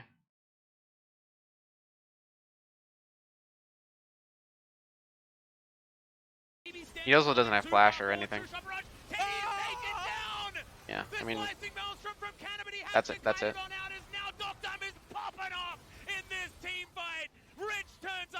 I think Teddy had been frontlining the entire game, so he kind of. I think that's just down to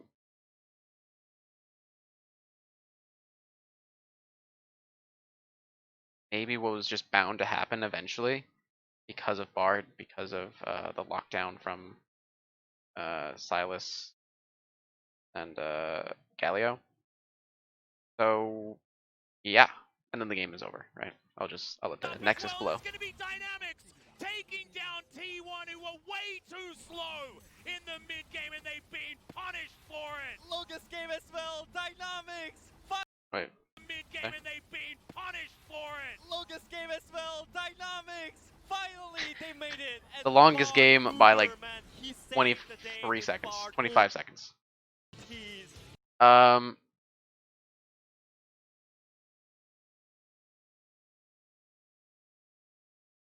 So when I first watched this, it was very early in the morning, and I hadn't slept. I just couldn't sleep.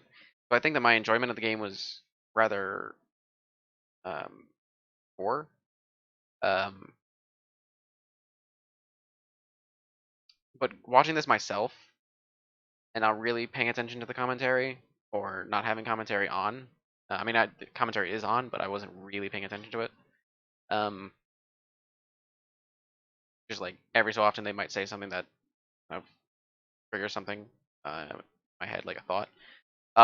But watching this in this way, this kind of long form, I mean, literally 3 hours of just watching one game, I think this is way more enjoyable because there was so many cool things that happened by dynamics, by effort, by individual. Not well, yeah. Actually, no. Well, effort did do something cool, but by individual players, there was just like such good play individually. Maybe not necessarily as a team that T1 played, but the intention was there. It might have been misguided. It may have been poorly calculated, but I think that the having those good intentions is really shows strong teams. And like if this draft were different, if the draft were flipped, genuinely, I think that T1 just smash. Like it doesn't even come close. But with the draft the way that it is, I think they played it after a certain point, after like the third dragon, fourth dragon, or after Dynamics got into Soul Point, they played it about as well as they could. Their play around the Rift Heralds were really weak, because it felt really half-hearted. It felt like if we get them, we get them, and I don't know if that's the best way to think about the Rift Herald, especially in compositions like this, where you want to hit a certain, your breakpoints and then aggress onto the opposing team before they can hit those breakpoints, or prevent them from getting, souls, or weaken them. Put yourself in a winning position and command the map using your composition with this, because that's the only way that they actually do well, right? They were only in good positions because they were allowed to reach certain places. So they were allowed to. So because by this point in the game, So by this point in the game, map positions are pretty neutral, right? You don't necessarily care about experience or gold because everyone's just like, whatever. And in fact, you start feeling this way 10 minutes ago. By this point, 10 or even 15 minutes ago. Like 15 minutes ago, you could have been like, all right, well, gold and experience are way less important now because everyone who matters is pretty much full build. It's still important, but we can maybe lose out on we can lose out on waves for experience and experience for position in fights. So while T1 was never in their map state was never like super great. Like this isn't these lanes aren't in a good spot. Mid lane is fine because of the Herald, or sorry, because of the inhibitor. But past a certain point, T1 are always allowed to come into certain places. And when they're allowed to be in spots like this, they can actually play the game. But they didn't allow themselves to be in these spots. So they were simultaneously not allowed to due to the way that Dynamics was playing, but they were also not allowing themselves to get into these spots. Which is both good and bad. Good on Dynamics and bad on T1. But when they finally reach these points where they can actually contest at these places, or around the times when they were actually on the objective first, they felt way better. It felt like they could actually fight. It wasn't necessarily that they were stronger, because they weren't, but because they had a map, they had a position to fight with, right? Or they could get into the pit and actually were ready to do things. So Dynamics kind of let up on the gas, but after a certain point, the waves just get pushed in to neutral position. So like, go back to abilities and like Dunk Dam could survive because of Bard as well. Again, and he's so go back to the before smart Infernal. and like we got Way before this actually. man. I dodged. Yeah. Yeah. It's not that like Forward. actually just Why you take the magical journey Yeah, into so here, I mean, they get the Baron, right? So, and this is using their position. So they're still using their map position to get these objectives. Let's look at that dragon that T1 got.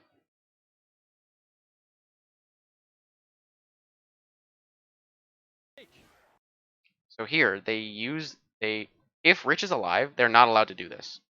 By the way, if Rich is alive, if Rich is alive here, this game goes smoother for Dynamics. In fact, they probably end the game 5 minutes earlier. At minimum 5 minutes earlier, probably faster.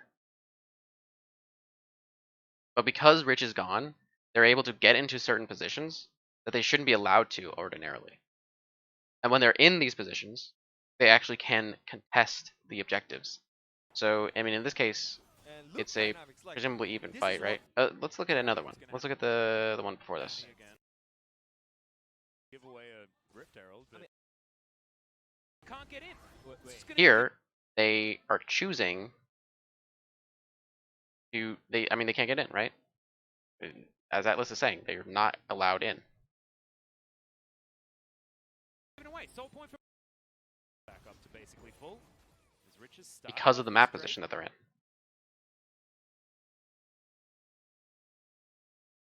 Because they're stuck in getting pushed in here because of losing tier 1, which then translated into getting another dragon, I think.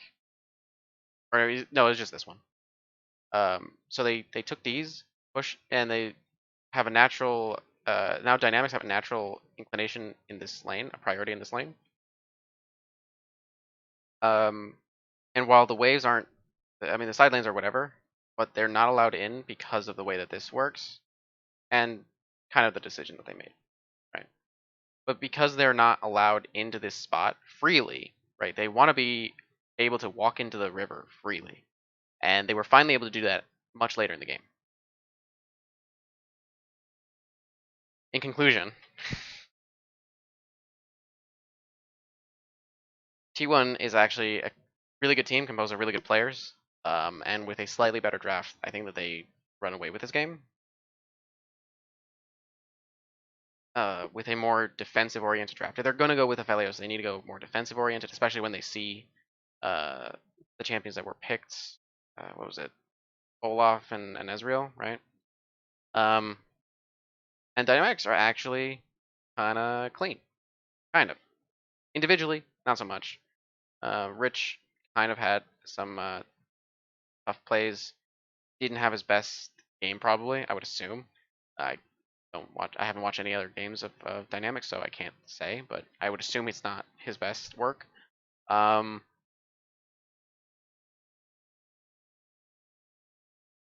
know, this early kill this ward is obviously bad. In general, dynamics are probably weaker players overall, but their draft and the way that they played the mid game was just so well done that he was able to make up for it. So that's it. That was 3 hours. It's actually genuinely fun, so that's why I'm doing them. Bye. Wait. All right. Bye.